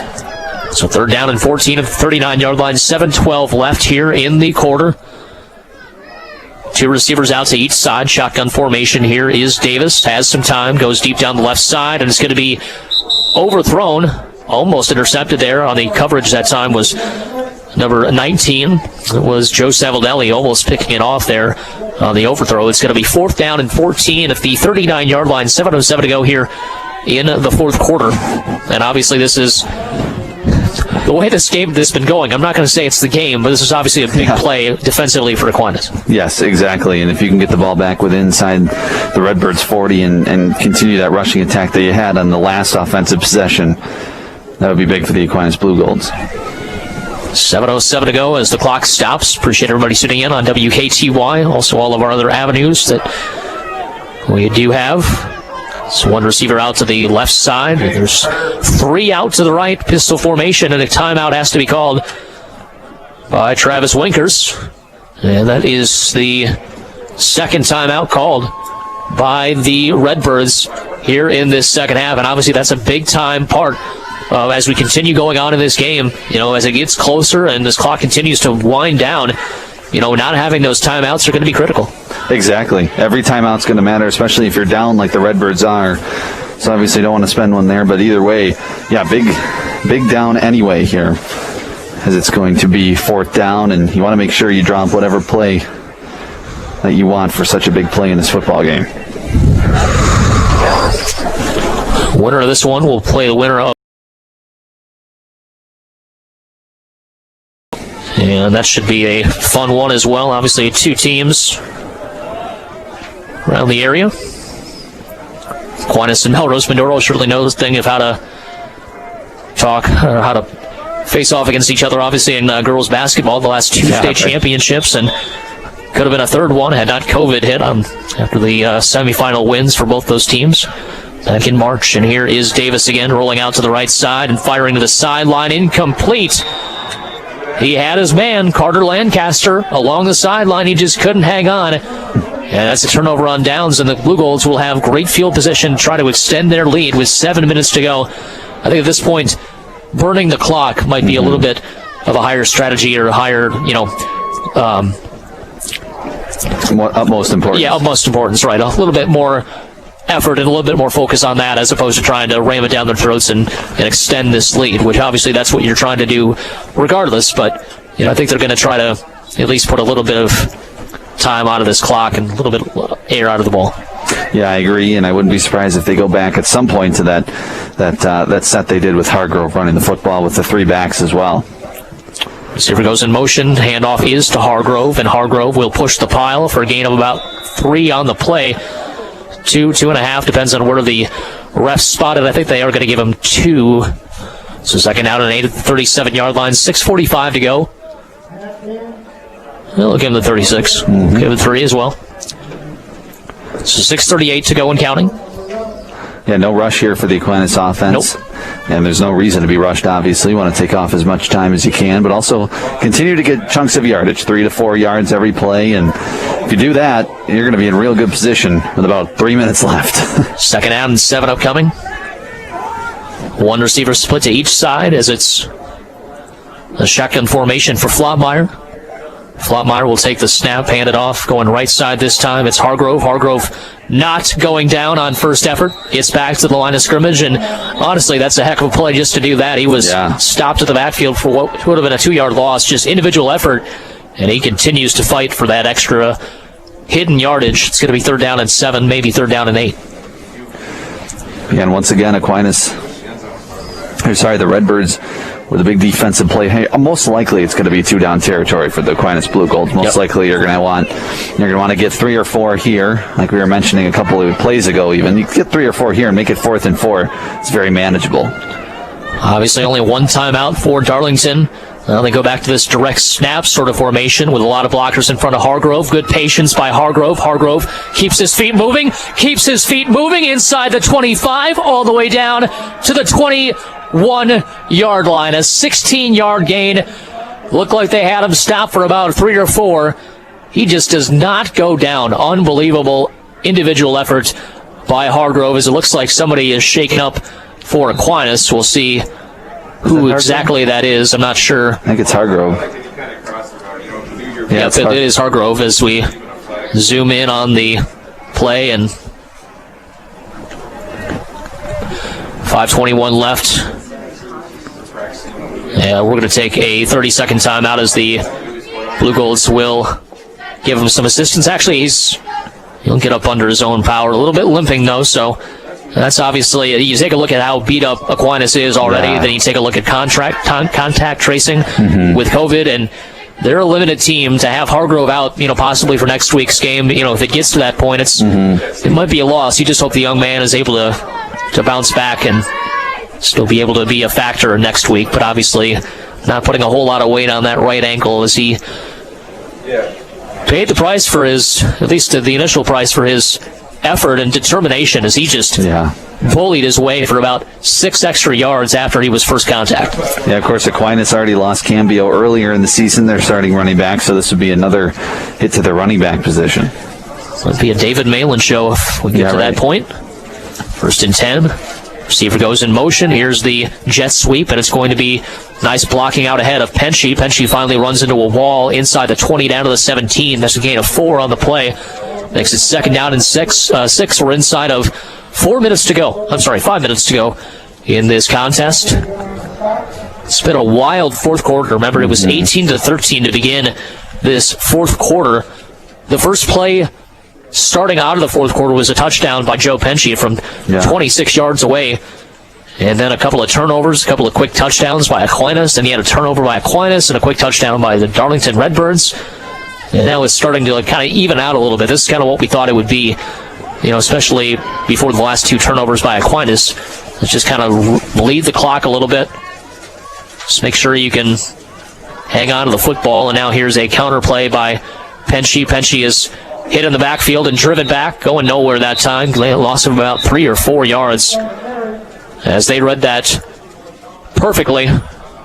As we've got a timeout, looks like the final timeout going to be called by the Redbirds of Darlington with 4:03 remaining. It's going to be 3rd down and 10 at the Redbird 21-yard line when we come back. We're going to take a 30-second timeout. We're back in just 30 seconds after this. You're listening to the high school football playoffs on WKTY. Hi, I'm Kevin Millard, host of WKTY Outdoors. Each Saturday morning at 8, I'll share with you tips for better hunting and fishing success in the field, plus activities you and your family can participate in. There's a lot happening around here, so let's get out and enjoy it. Join me for WKTY Outdoors, brought to you by Ace Sportsland and Ace of Lacrosse, Saturday mornings from 8 until 9 on WKTY, 96.7 FM, 580 AM.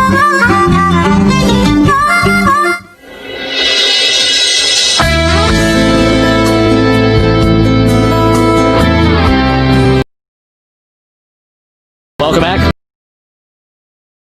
3rd and 10 for Aquinas as we come out of the timeout, and now it's going to be almost a penalty flag. Now we do have penalty flags. I think Aquinas might have forced or incited an offside penalty, and it looks like they have. So they force the Redbirds to jump into the neutral zone, so that brings 3rd and 10 to 3rd and 5, a much more manageable situation here for the Aquinas Blugolds with 4:03 to go.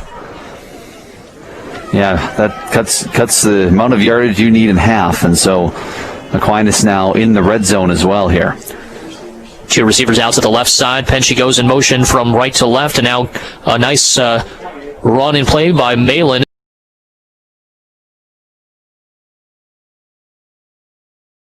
Had to get to the 11. I think they gave him the 12. So it was 3rd and 5. I think it's going to be 4th down and 1 now.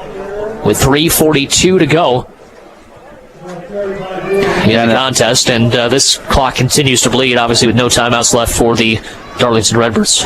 Yeah, and if you're Aquinas, if you can end up converting this, stopping that before the first down is almost better, so then you can take about 30, 40 more seconds off the clock. It works. But if they don't get it, then don't mind what I just said. 4th down and 1 with 3:15 left.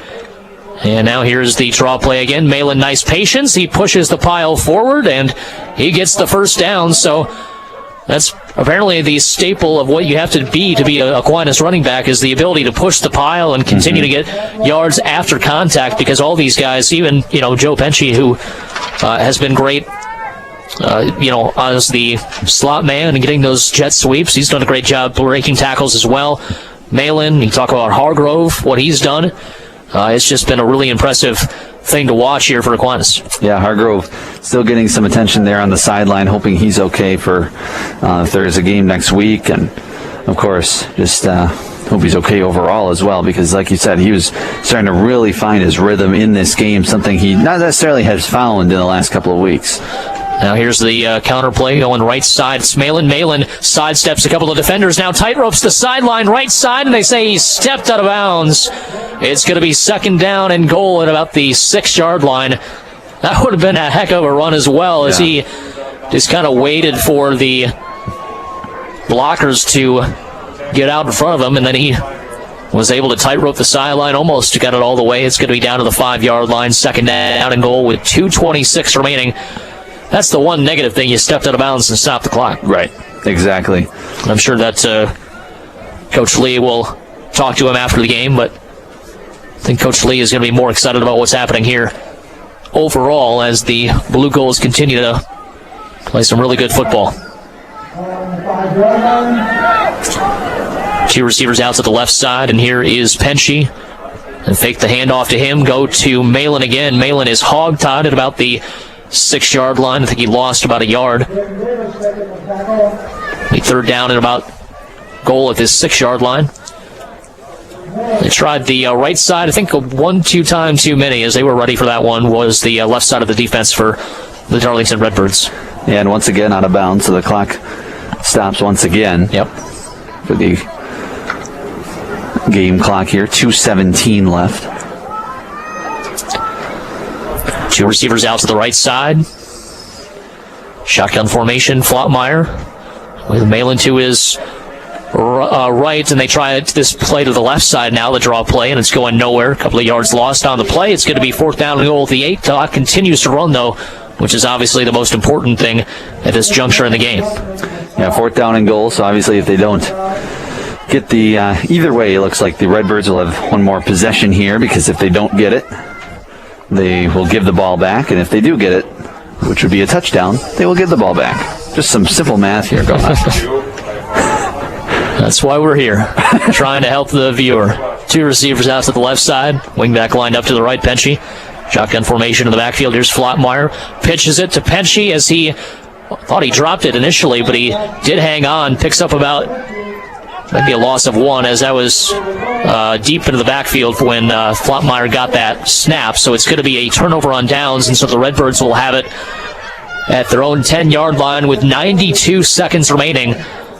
The last update from Onalaska was 46-19. The Onalaska Hilltoppers were all over Portage, 49-16 rather. Yeah, Onalaska's been such an impressive team to watch this year. You know, we saw their loss, I believe it was, to Edgar, if I'm not mistaken. Start of the season, and you think, okay, well, they're going to be competitive, and then obviously with some big wins since then in the MVC, as we have a timeout. Timeout by Aquinas. Coach Lee just making sure that everything is on point. All the ducks are in a row. And we are going to take a 30-second timeout as well and wrap things up here from Darlington right after this. You're listening to the high school football playoffs on WKTY.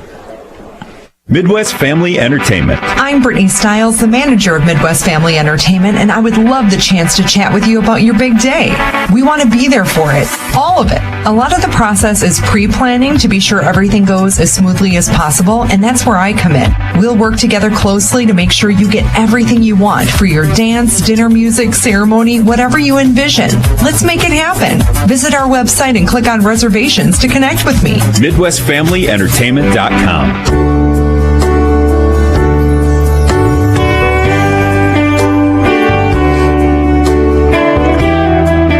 Welcome back to Darlington. Drew Kelly, Hunter Baumgardt, 34-19. Aquinas on top, looking like they're going to advance to the second round of the high school football playoffs next week. We'll have all the details for you on WKTY when we do finally get everything finalized. Here's a double pass going back to Jones. Jones is going to lower his shoulder, get across the 15 down to about the 17, pickup of 7. You talked about in that first half, Hunter, kind of they were setting up that double pass. That time they do to the quarterback. Yeah, exactly. They went right back to Davis. Left. Yeah, they went right back to Davis there with that double pass, and I think they're, like I said, trying to set that up the most of the game, and it worked for a little bit. Second down and 3. Here's Jones going over the middle, incomplete, too high for everybody. Intended that time for number 2. That was Caden Rankin, and it'll be third down and 3 with 17-yard line. 101 to go time-wise. Yeah, Redbirds are going to need to take some deep shots here, and Aquinas is going to be ready for it with kind of more of a prevent defense. So third down and 3 with 101 remaining.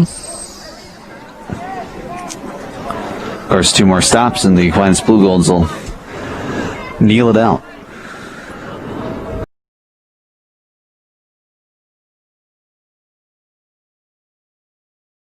Game offensively here tonight. Here's the handoff to Rankin.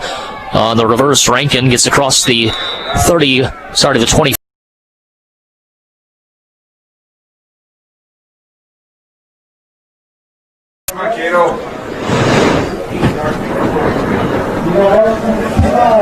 And so the hurry-up offense once again for the Redbirds. 3 receivers bunch to the left side again, 1 receiver out to the right, and here is the pump fake. They're going to go deep down the left sideline again, and it's going to be caught this time.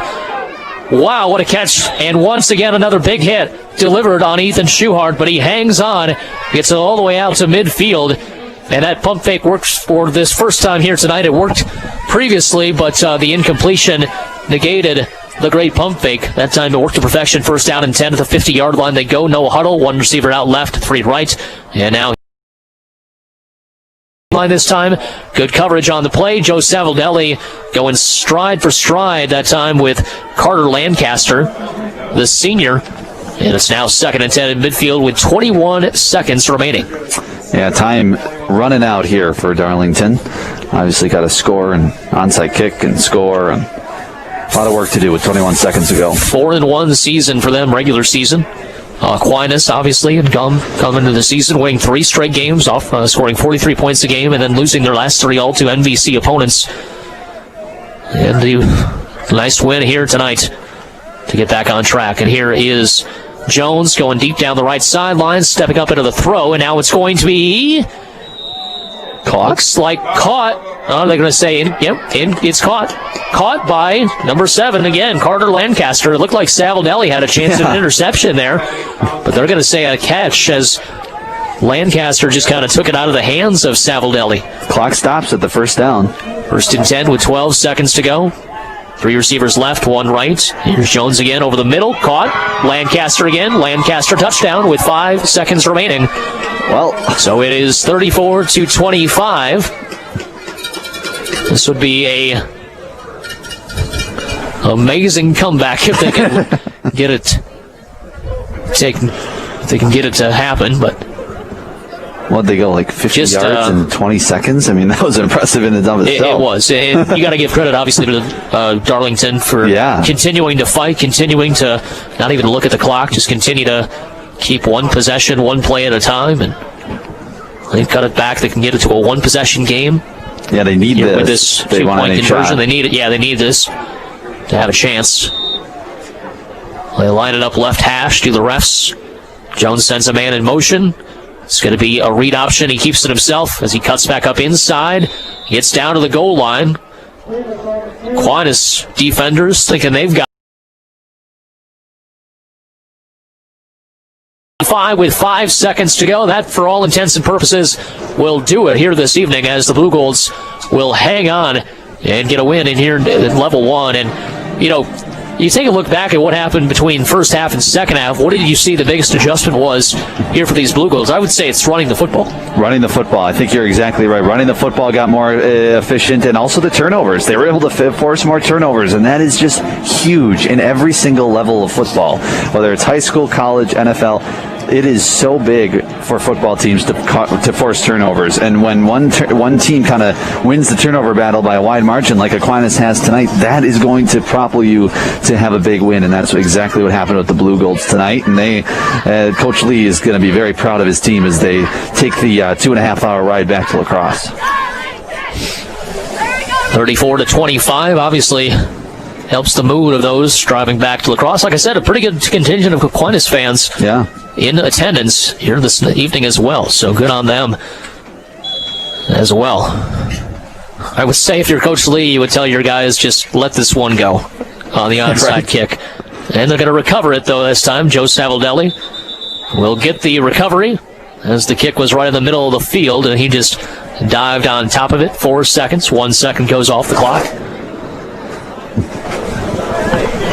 We'll be calling some football probably next week. Site to be determined, but, obviously with all the COVID scenarios, you're grateful for every game that you get to do, and this is obviously playing, coaching, announcing, watching, doesn't matter. And these, seniors, and we've talked about with Dave Carney quite a bit on the morning show, these seniors deserve it. Absolutely.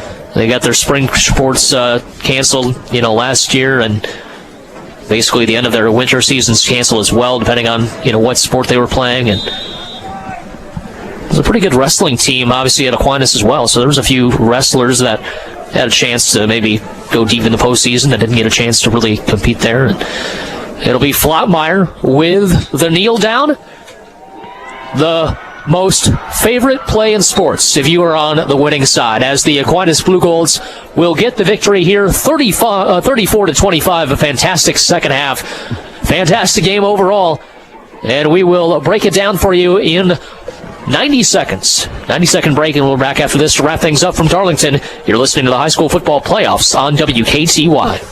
Hey, it's Dave, host of your WKTY morning show, inviting you to join me again Monday morning as we recap the Green Bay Packers and the Jacksonville Jaguars Sunday on WKTY. We'll also take a look back at the Badgers. They're on the road versus Michigan on Saturday, and of course get you details on the big high school game WKTY carries on Friday night, Aquinas and Darlington. I'll be joined by Green and Gold insider Joe DeGuano and the Wisco Sports Show host Grant Bills. It's all coming up Monday morning with me, Dave, on the WKTY Morning Show. I'm Dave Carney, host of the WKTY Morning Show, Monday through Friday from 6 to 9 a.m. on WKTY, on the WKTY app, and heck, streaming worldwide at WKTYsports.com.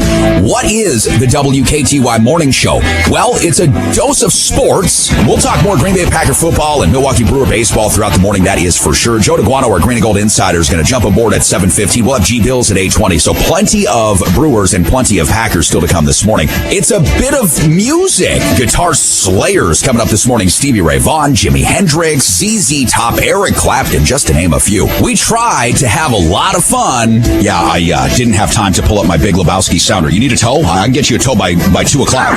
You need a tow?